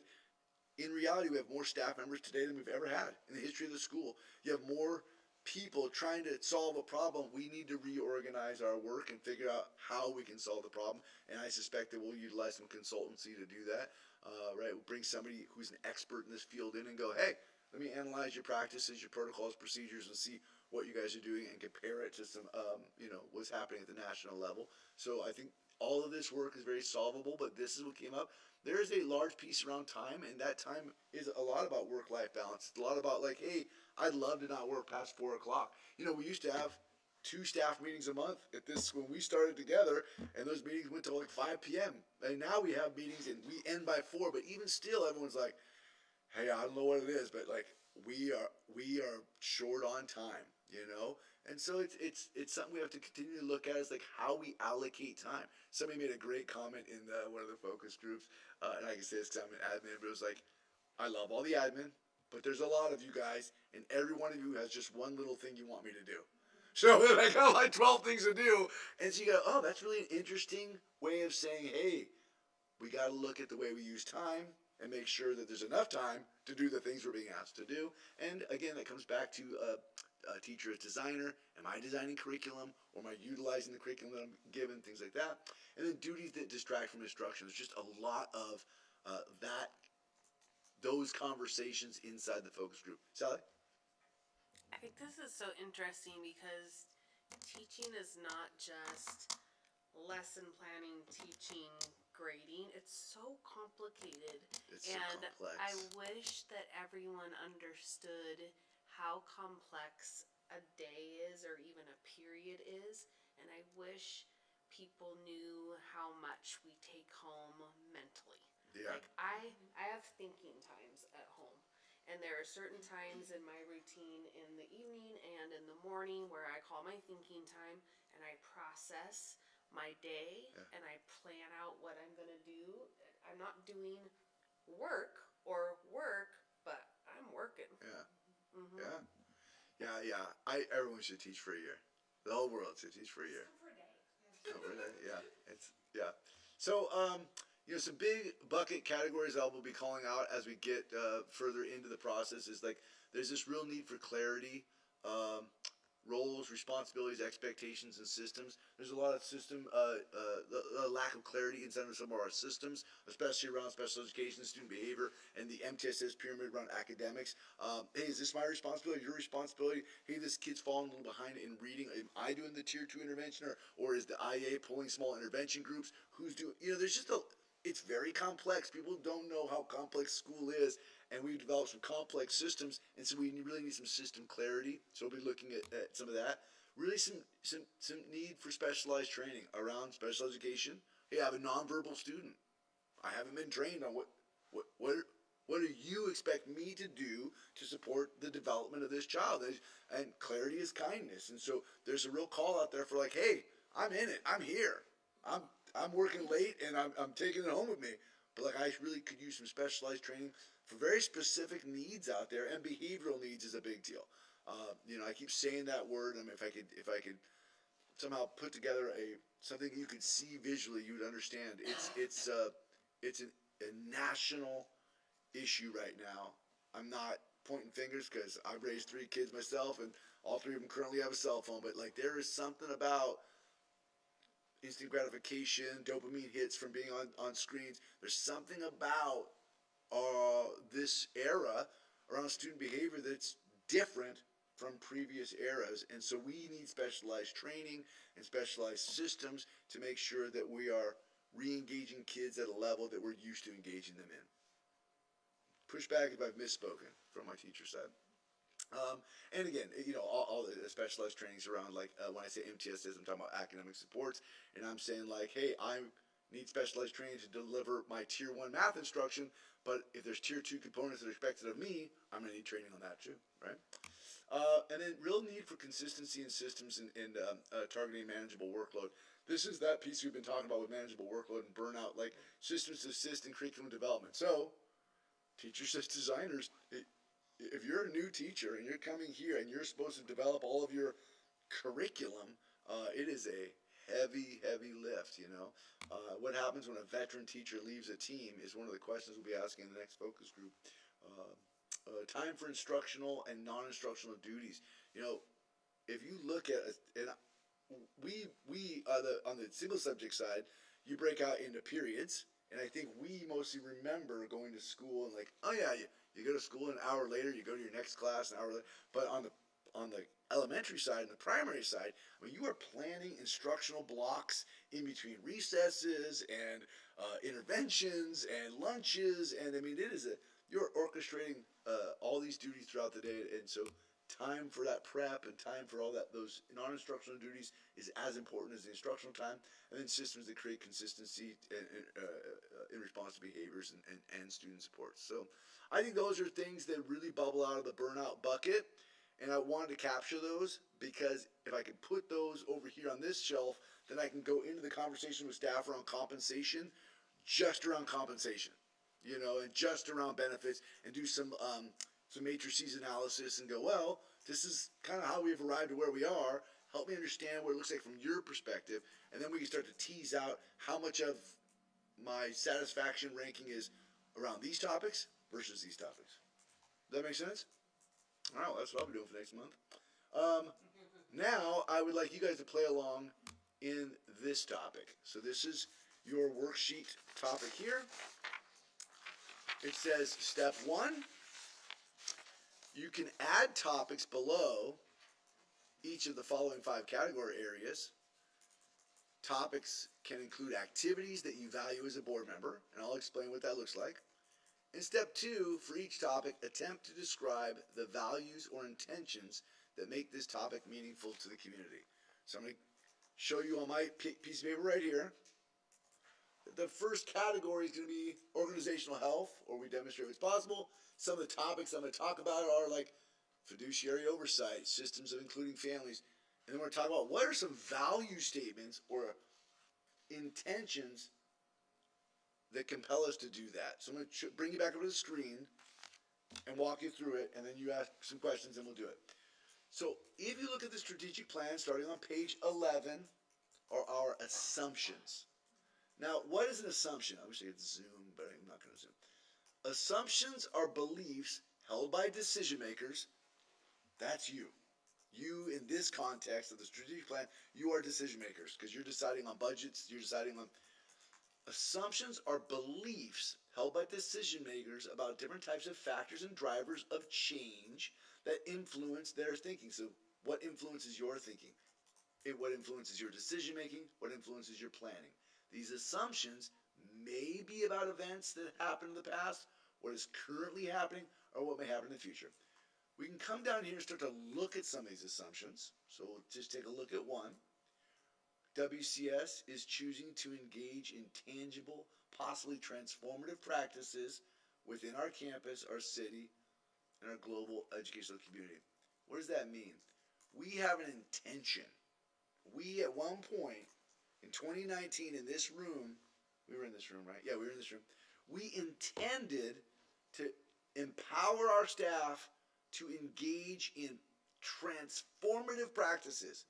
You are empowered to try new things. You are empowered to shake up current paradigms and dynamics. You are empowered to innovate in ways that go against the grain, right? Like right now, some of our practices, it may not align with some of the desires of government bodies, like the federal government versus state governments, and so we're empowered to try transformative practices. Looking for this first one. Westlake Charter School is choosing to explore inclusivity in its broadest and deepest sense, considering the widest range of human experience. The investment into inclusion, diversity, equity, and cultural competency will continuously develop. So from 2019 until today, we have been empowered to say, hey man, let's explore inclusivity at its broadest meaning. What does that mean? What could be possible? So as you think about those type of, you can call it an assumption, you can call it an intention, you can call it a value. It's not so much an activity. So I'm going to take you to the activity, and from the activity, we'll backwards map to a value or an assumption. Let me give you an example. So under the category of organizational health, one example might be like, oh, recruit, develop, and retain high-quality staff. That is an action. That is something we do. It's an activity. Where's the value set or the intention that you think drives that activity? And I just came up with like a board-level intention. We intend to create systems and conditions that lead to high levels of staff satisfaction. We want people to want to work here, right? Because you could read this and say recruit, get people here. How could you recruit? Pay huge amounts of money. Great recruitment tool. Develop, like we want to train you really well. Be a test machine, right? And retain.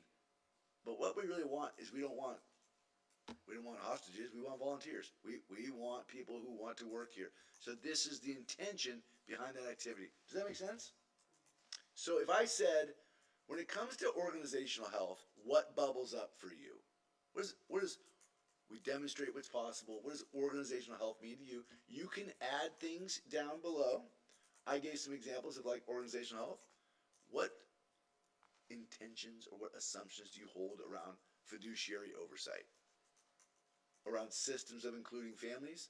Around systems of communications? And our investments that we choose, like in sports and clubs, and we invest heavily in things that other schools don't. Why? What are the values behind that? So take 2 minutes. You can add activities to organizational health, or you can just riff off of these and put intentions over here. You don't have to do them all. And if you do one, you win. Questions? To Clarifications? clarify, Yes. are we matching these? The topic with the values intentions. Do you know what I mean? Yeah. Because yeah. I think what great question. You're gonna like circle fiduciary oversight, is it and, like and then over here you're gonna write values intentions. Be nimble and flexible.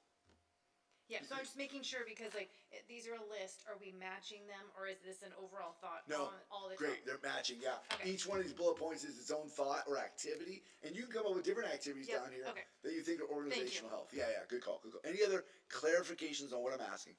I'm really looking for the intentions, or the assumptions, or the values. Okay, take a couple minutes.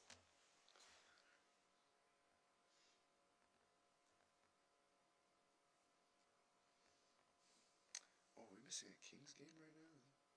It's adjourned, huh? It just has not been going well. Yeah, you're right. There will be no beam tonight. Yes. Oh man. Yeah.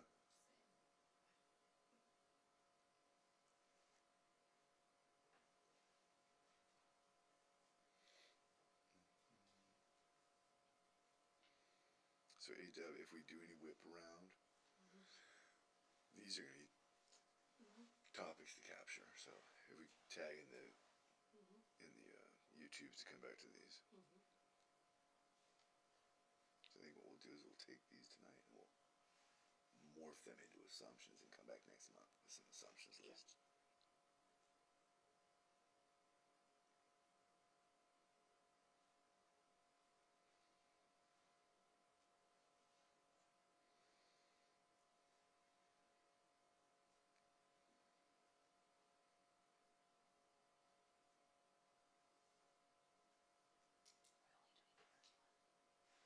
Oh yeah, we're just doing category one. Wasn't all of them, right? Yeah, my bad. We're just doing organizational health for another minute.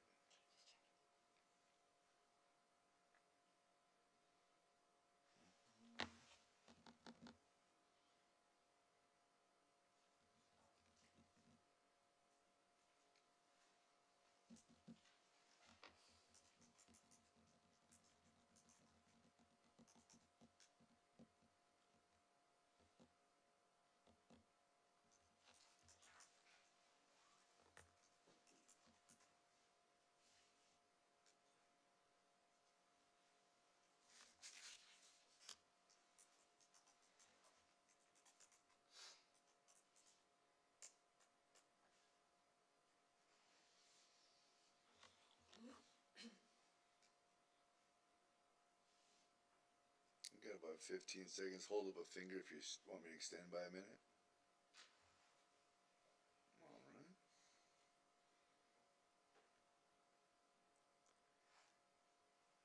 All right. You don't have to play, but if I could get a out loud participant, I'd take one. Anybody have one you willing to share? Hubba? We want to have a fiscally stable organization far into the future. Yeah, I love that future orientation. That's a value, right? We're not looking at today. We're looking at lots of todays. I love that. Yeah, thank you. That's great. Sanchez? We intend to have clear and consistent communications with families. Yeah, I love that it's about clarity and consistency, right? Critical because it creates predictability. Yeah, we do, and I think it's something we're good at. But it is definitely our intention. It's an intentional activity. I love that intention. Hope, want to play? We will maintain sufficient reserves to ensure we remain available to support and improve our community during times of constantly changing fiscal. Yeah, there's a finance member nerd right there. Yeah, right, speaking directly to like, hey, what about fiduciary responsibility? I'll tell you what about. Let's make sure on a rainy day we got. Keep the lights on. We got make payroll on rainy days. Yeah. We get a letter saying we're keeping 6 months. Move it to you next year, and we can still keep all the lights on, and doors open. Josh, got any intention you want to play or? Well, I still don't quite understand the assignment. It's okay. So, You can pass. Swing away. Yep. No, we're not passing. Okay, no, go. Swinging in. So I went with the old standby for including families. Oh, microphone. Yep. The standby for systems of including families is we will demonstrate what is possible when school and community collaborate. That's true. Yeah. System of communications, we will build an app. It's more of an activity than an intention. So by intention, why would we build an app? Okay, I'm looking for the why. I think it streamlines where the communication comes from. It just comes from one source. Great. It's So you're not talking email, about building an app. text, or Your intention is to make communication readily available. Yes. That's what your intention is. through one point of entry. Yeah, you have one clear point for families to Yes. access. If you go here, Yeah. So your intent, but why is 1 point better than 5 points? What are you looking for? You want some of the past parent survey results saying we're constantly getting bombarded with information from different places. Yeah. That was a. Right. So what does he want? What do they want? What do you want? An You're a app. board member. No. Why? You said it already. You're trying to solve something. Tell me what it is. Like it's the question is like, what do you value? You don't value an app because an app's can be replaced by a hologram in a month. Like you value making communication what? Streamlined and simple. Streamlined, simple, accessible. All right, that's your intention. Right Okay. There. Yeah. Good. Yeah. Yeah. Do you want to play? Are you playing? Or are you not playing? Yeah, I'll play real quick. Yeah, I actually added 2 new topics. Yeah. Go. So, one of them's financial. Yeah.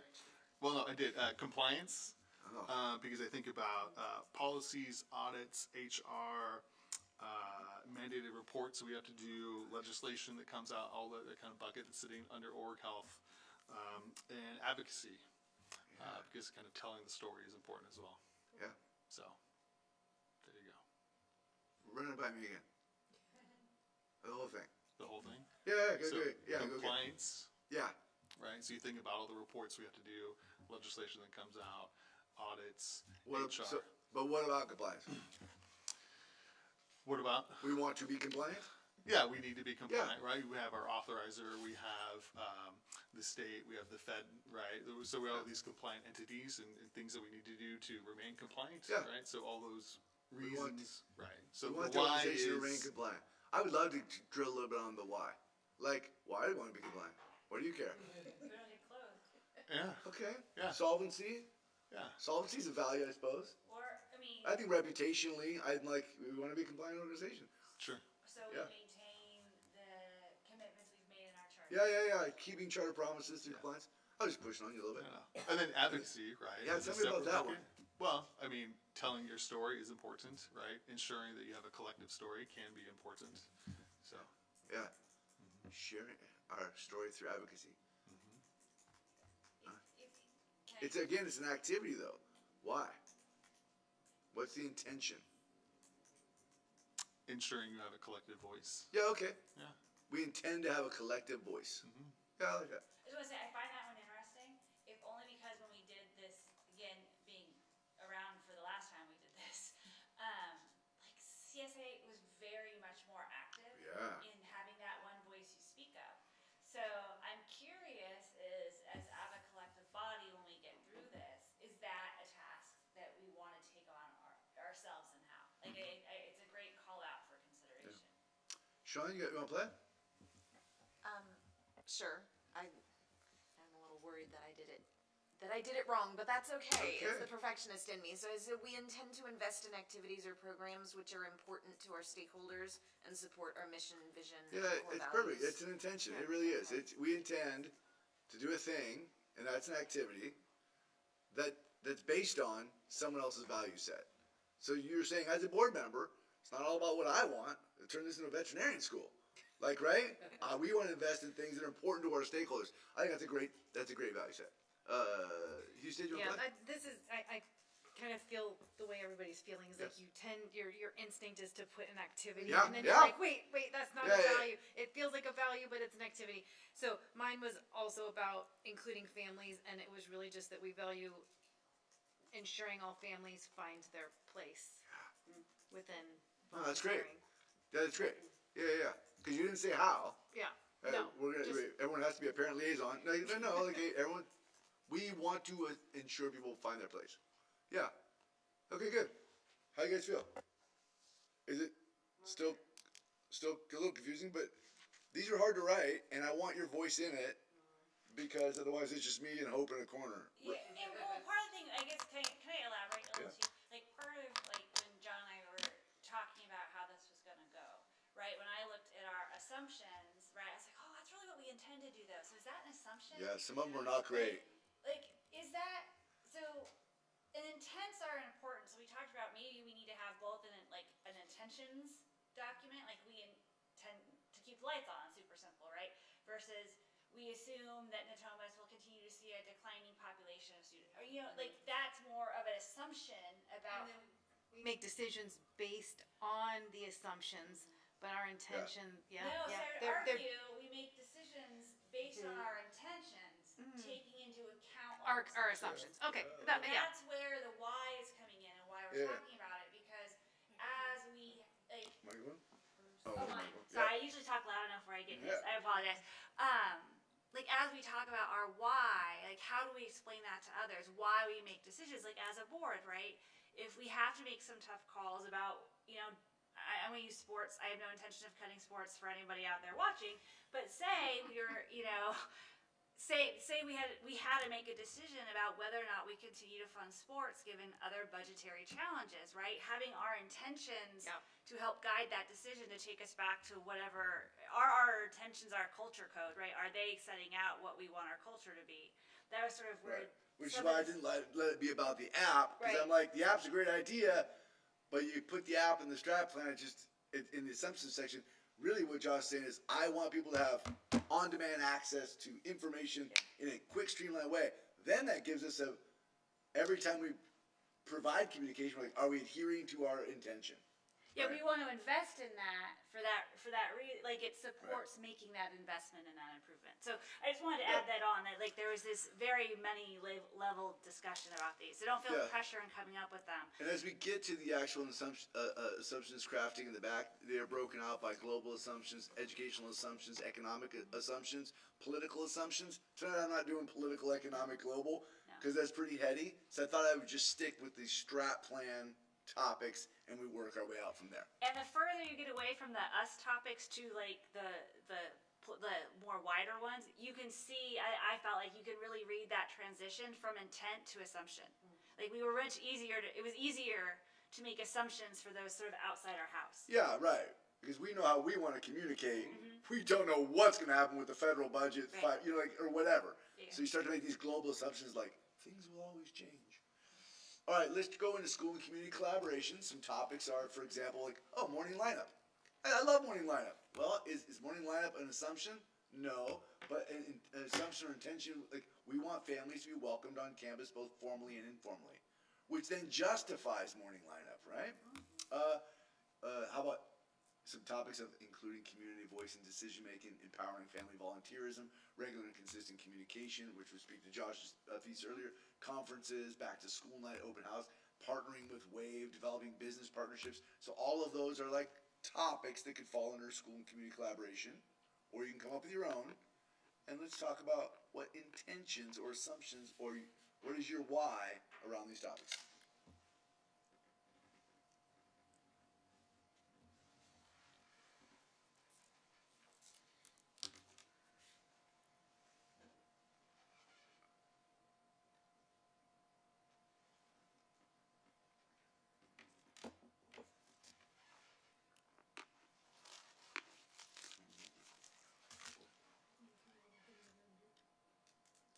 Yep. I have this digitally. No. You want me to find it? No, okay. Oh yeah, it's all from the slide deck, yeah. Yeah.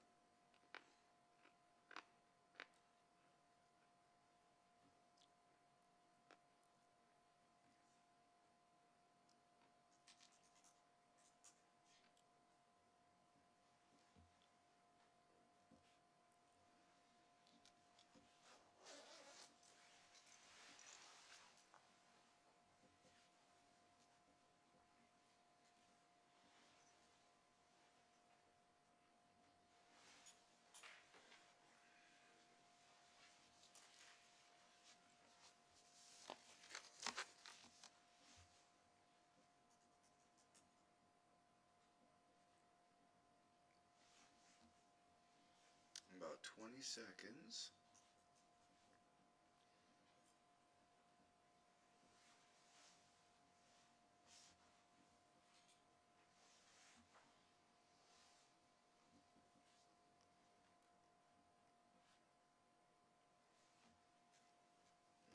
Okay. Anybody got one they'd like to share? And you're allowed to pass as well.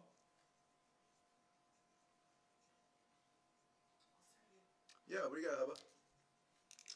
We value ideas and input from multiple types of stakeholders. Yeah, I think that's a great. I mean, it's pretty broad. It captures kind of the whole thing. Yeah, includes students, staff, business partners. Yeah, all the. Anybody else? Houston? Mine's similar. We value and we'll seek out feedback from our community on a Yeah. regular basis. On a regular basis, though, which is a Like- nice intention. Yeah. That's a nice. I think That's a nice Steve, yeah. ad. I love that. Sean, you can skip or no? Go ahead. No, sure. We want families to feel welcomed to volunteer and to know how to find opportunities Yeah, to do so. it's not that we want them to volunteer. You just said it's our intention to have them feel welcomed. I like that. And what was the second part? And to know how to find opportunities Right. to do so. We want them to have clarity. Yeah, I mean, it results in an activity, but it starts with an intention. Yeah, okay. I love that. You want to play? Sure. I just added to the parents go to school night, which we used to do many years Me ago. too. Oh, yeah. There's your school night. That's Wow. mine, yeah. Okay. Yeah. Sorry. Just that families stepping on campus will lead to greater engagement. So more of a statement. Yeah, I mean, you kind of. You brought in as a topic, parents go to school night. Right. But the And then intention around it was getting families on campus will lead to. greater engagement. Yeah, right. I think that's a Yeah. intention. Our intention is to bring you on campus so that you will be engaged. Yeah. Josh, you want to play? You got to turn on your mic. So Yeah. you said that that mine was up there again, so I just wrote we need an app. No, You're paying me to be in it. I think I get it now. I think we intend to increase collaboration with our business partners to enhance our school community. Yeah, I mean, there is an intention around business partnering. Yeah, love that. Yeah. Oh. So I also immediately thought of Parents Go to School Night, Yeah. which was, no kidding, kind of like my favorite night of the year. Yeah. Like I love going in, Yeah, having it was Heather cool. It was cool. Chastain walk me through how reading built each year. Anyway, so I said we will create opportunities for our community to gain the tools they need to partner with us in creating inspiring adults. Yeah. Yeah, it is our intention to not just raise the kids, but help adults raise the kids. I That's cool. believe in the triangle, and Yeah. the triangle for our kids is if we need to include the community that we commit to partnering with. Sanchez, you want to play? We intend to empower students to be the best versions of themselves. I dig that. I dig that broad brush. What are I you trying to do connected here? it to, like, You the intend to conference. empower them. I connected it to the conferences, back to school night, and open house, but then I was like, what kind of fits with like a lot of those different Yeah. things? It might be one of our educational assumptions that we are. Our intention is to empower them to become best version of self. Yeah, love that. All right. Academic readiness. Hey, academic test scores will be competitive with neighboring schools. Actually, our intention is we'll use metrics like the CDE criterion for high-track charter schools to focus on growth and comparing to ourselves rather than comparing to outperforming others. Maybe it is, maybe it isn't. But academically, here are some interesting ones. Now that we're at high school, there's some topics down here we haven't totally fleshed out what our intention is. Because our last strat plan doesn't talk about college acceptance and college persistence. So we probably want to talk about it this time. What are our intentions around dashboard outcomes, types of academic engagement, like hands-on? At one point we were really PBL. How do we feel about field lessons, joyful learning, those types of things? Course offerings, electives, specialties, college and career opportunities, college acceptance and persistence, personalization. Any of those ring a bell for you? Yeah, I think so. Yeah, that one will. Yeah, let's put 2 minutes on and see if you come up with one.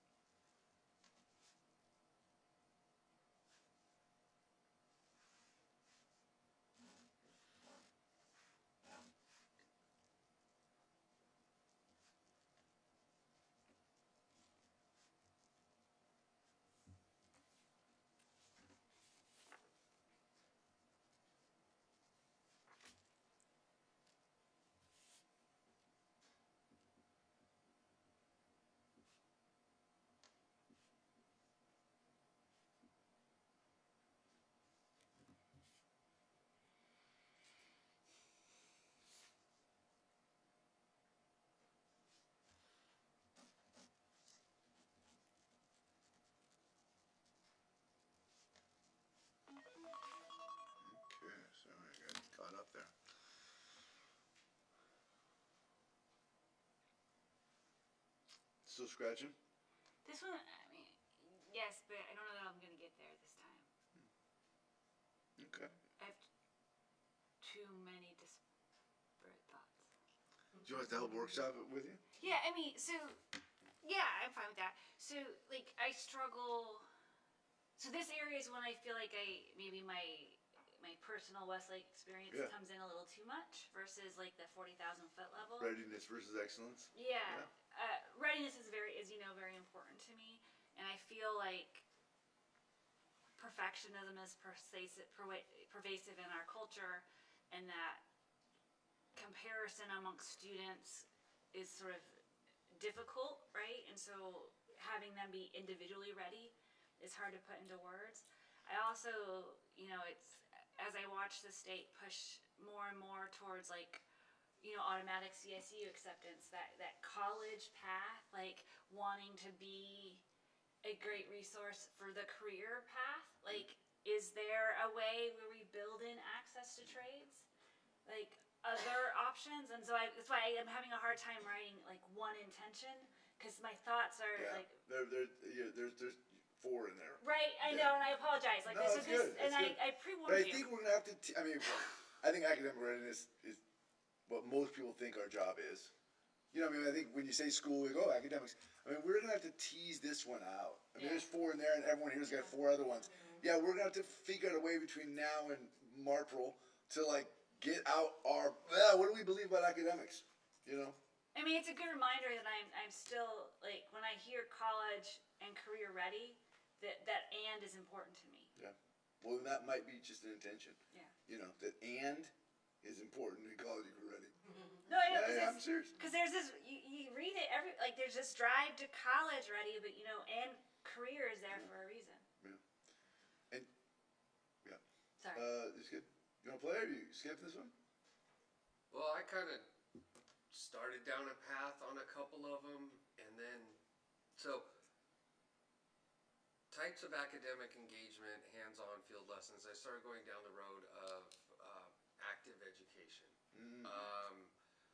but couldn't flesh it out farther from that. But that's kind of what I got from those was we want to have an active educational environment with field lessons, versus you sit, take notes, you take a test, and away you go. Yeah. So started there. This is a good start. Because I think if you started these assumptions with, as a board, we believe, you're allowed to kind of start there, which gives you this nice little sense for, well, as a board, we believe in supporting active types of learning. Or joyful learning. Yeah. I think because then you're not scripting out what it is, but you're saying, hey, we're going to support that type of activity. But then kind of jump down to college and career opportunities, college acceptance, some of the newer ones. Yeah. And we're going to continue to build our data and see where our strengths are and follow up with students. And that one just kind of turned into like, wow! Yeah. But there's an intention there. What you just said was we intend to follow our students. That's something we should write down, you guys. Is like, it is our intention to see if this program works and improve the areas that it's not, and keep doing the things it is. Yeah, I think that's a great intention captured right there, because it's not. We can assume nothing as we're building assumptions, because we're only 5 years old to high school. So yeah, that's an exciting one. Yeah, whipping around. You want to play? Skip skis? No. I was similar to Hope in yours and started thinking about college and career opportunities and thinking about application workshops, scholarship opportunities, and just like how that can continue to grow and what more we can do. And like, and I just started rambling. Like, it's not really coming together really well. What you're saying is we are committed to investing in. Yes, right. We are committed to investing in. And like partnerships, right, to bring people in, to like coach students on like what opportunities are sitting there. So like all of that and more. Yeah. And why? Because it says we will do that. It's important for them to, right? That's right.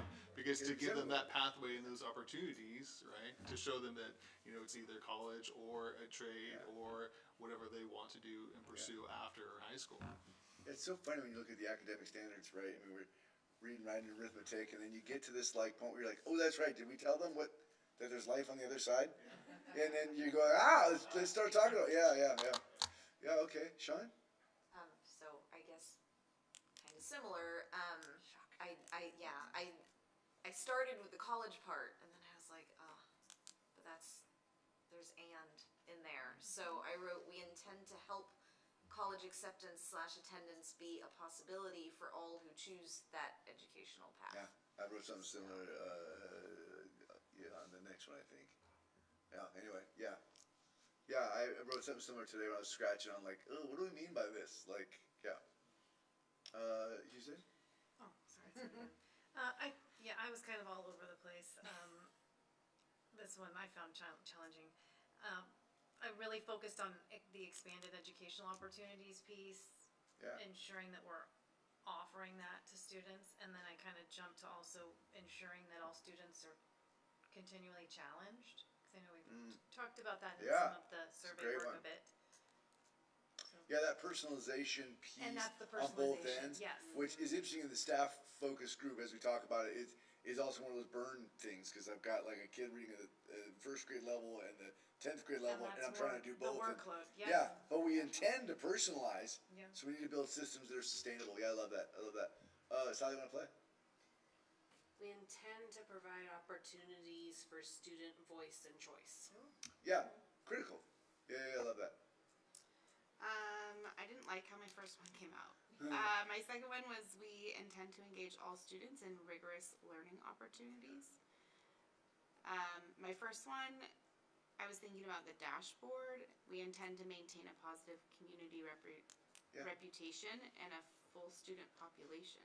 But then I was thinking that's kind of like organizational health. It is, but it's through that dashboard work. I mean, there is something critical about when we analyzed the why did you select Westlake from the family data? You captured it. I mean, we have this reputation for high academic performance. We're looking at a declining, number of lottery. We're still high, but yes, I mean, I think the dashboard matters. I think if you look at the green, blue dashboard, you go, oh yeah, they're still crushing it in that academic piece over there. It is partly about reputation. I love that why. Yeah, I love that. Okay, there's 3 more categories. I think it's a choose your own adventure because I think we're getting tired, and that's okay. And I'll come back next month with like some. Here's where we are, and we'll have to decide how we get to what comes next. Does that feel okay? So the next 3 categories are social, emotional, as through on behavioral, with some activities there, from everything from campus culture to clubs to counseling and emotional support. This topic is inspiring adults. Oh, this is the one where I wrote, Sean, where I wrote, every student should apply for or be accepted to college. Or this intention would be, we value that every student graduates academically ready to apply and attend college, as well as empowered for the future that they choose. You know, we kind of scratch on it. It's still a little tasky, but okay. What did you do for? Sorry, I'm Diane. Did you do one for global citizens? Yeah, I scratched on. Sorry, I just Global citizens. Hey, here's a great example. We keep doing holidays around the world, right? It's a very simple thing. Like, actually, we intend to support the development of activities that promote global awareness, right? And then there's a bunch of activities inside here. Campus community stewardship actually came up a lot in the student surveys. I'll bring some of that back as a growth area. They're like, we want more opportunities to clean up the campus. You're like, wow, really? Okay. I can use that help. Yeah. Developing inclusive mindset, partnering with organizations like Touch of Understanding, promoting the seal of biliteracy completion, big deal there. Engaging culture responsive teaching practices and development, like the work we do with Dr. Strachey Holly. Pick one category, take 2 minutes. We'll do a last whip around, and we'll call for any of the 3? For any of the 3 top categories, yeah. Oh, I need a quick one. I can't do legal friendly defining global citizen. Well, I know, but yeah, you can do that. Can I? You can. I would not. But I'm thinking it. Me too. I thought I said it out loud today. Because, yeah.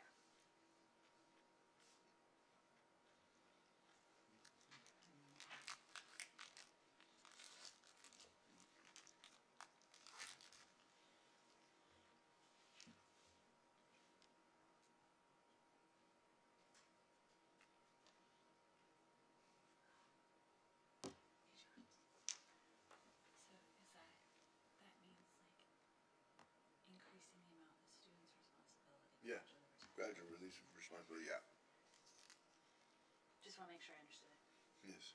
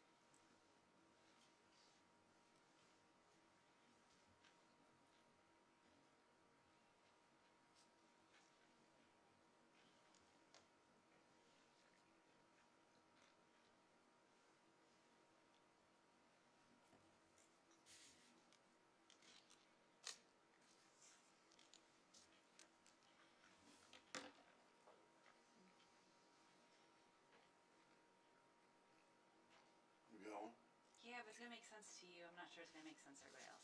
It's okay. It's just YouTube. It's just the entire world is watching. I know, that's why I'm trying to be very careful. Oh, there's your time. Are you gonna lead us? I'm just kidding. You don't No, need to I stop. mean I can, but I don't have to. It did dawn on me though at the end of this activity that I probably should have turned off the camera in these 2-minute sessions because now we have plenty of YouTube video of all of us like this. It just demonstrates how seriously we're taking No, the I love it. I love it so Watch much. us do stuff, that's okay. That's right. Who would like to lead? Anybody? Alright, I'll go. Yeah, what topic did you pick? Social emotional. Okay. And it's something we've talked about, Okay. and I'm not quite sure how to phrase it. Alright. We will prepare students for the challenges they may face once they leave the Westlake community. Yeah, there's actually a really interesting focus group question or response or topic, emergent theme, thank you, from the families and the staff around, we coded it, prepared for next. Yeah.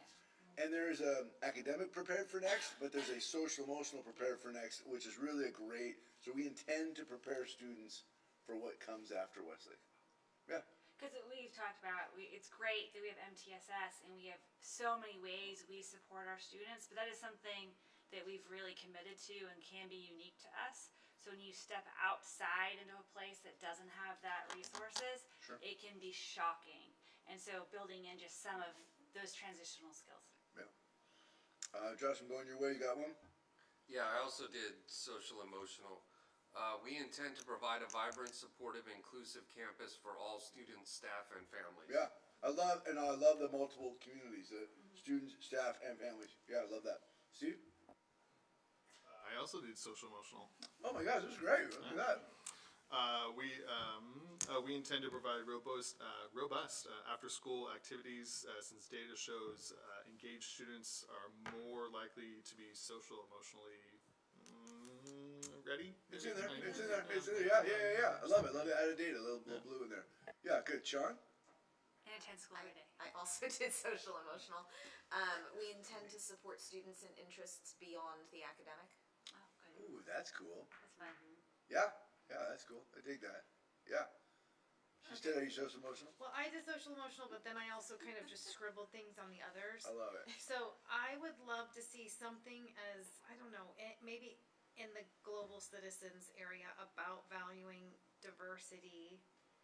See, I didn't Yeah. write it out, but that's just something that I We wrote. That's something, intend to promote yes, the and value of diversity. cultural competency and just something around that piece. Yeah. Sorry. No, it's good. It's good. I did inspiring adults. We want to provide opportunities for all students to be challenged. Yeah. And Katie mentioned rigor in a previous one, and there's something around that that's definitely bubbling all throughout the staff data anyway. You know, so I think we're all on this like, how do you personalize and provide rigor at all the levels? Yeah, it's interesting. Yeah, Sanchez. Mine is similar to Josh. We intend to create a welcoming and inclusive environment for all stakeholders. Yeah. I also said we intend to celebrate positive moments. Oh 'Cause I my think that's gosh, something thank that you. should be just like Yes, right? Because it's so obvious that that's what we intend, because we do it. Yeah. But like codifying it in the document is critical. I mean, another way to attack this at another night, another time, is like you go back to like what should we never stop doing, and that will teach you a bit about your value set, right? So it's good. We're past the 2-hour mark on the night, and I expected it to be shorter. I apologize, but this was valuable for me because our values are starting to bubble up and align, and so it'll be super useful as we transcribe it and start building. So next time we see each other, I hope to have some skeleton of strat plan, and we'll probably do things like prioritization, because you can do anything you want, you can't do everything you want, things like that. So I'm looking forward to working with you on that next month. Sounds good. Sounds good. Thank you all. I would love your papers if I can read your writing. You can't even read your own writing, but I can read your writing. I love to have your papers at the end, if that's okay, because I might want to go back to the notes and read them. And if you wrote John's a jerk, then you know, scratch it out. It's fine. You want us to put our name on so it's easy No. for everyone? Oh, that's a great idea, actually. You want our names? Is it No, still it's fine. top Oh, right? no. It's fine. Yeah, Top right corner. That's right, Josh. So, Check for Yes, one more check of public comments. Check for public comment. While we're doing future agenda items. Which will be the comprehensive school safety plan, so if you wanna come in and see it, True story. you have 30 days to come in and see it, just as a reminder. Governance doesn't quite have a policy ready yet to bring back next month, so that won't happen. You don't do governor's budget next month. You do that finance. Yeah. The second interim is in March. March. March, yeah, okay. So yeah, so not a lot on necessarily on the direct horizon, but we still have a lot of governing to do, and we'll have a lot more talking around this next month. So it'll probably be pretty similar, where it's gonna look like a slight agenda, and it won't be. Sorry. If it's really long, then worry. There was no public comments. No, ma'am. So with that, we'll adjourn at 8:44. Thank you, everybody. I didn't do reflection. I'm sorry. Oh. It's a long night. Is that okay? We'll do It's it. okay. Okay. Sorry. I can go I back. know. I am all powerful. Can you go back? Can you go back? I guess you can. I guess you can. Sorry, everybody, for missing that. Yeah, I forgot Sorry. to. It's okay. I had it right in front of me. Oh, can I Paul Jacob, but I missed him. Miss Hubbard, what time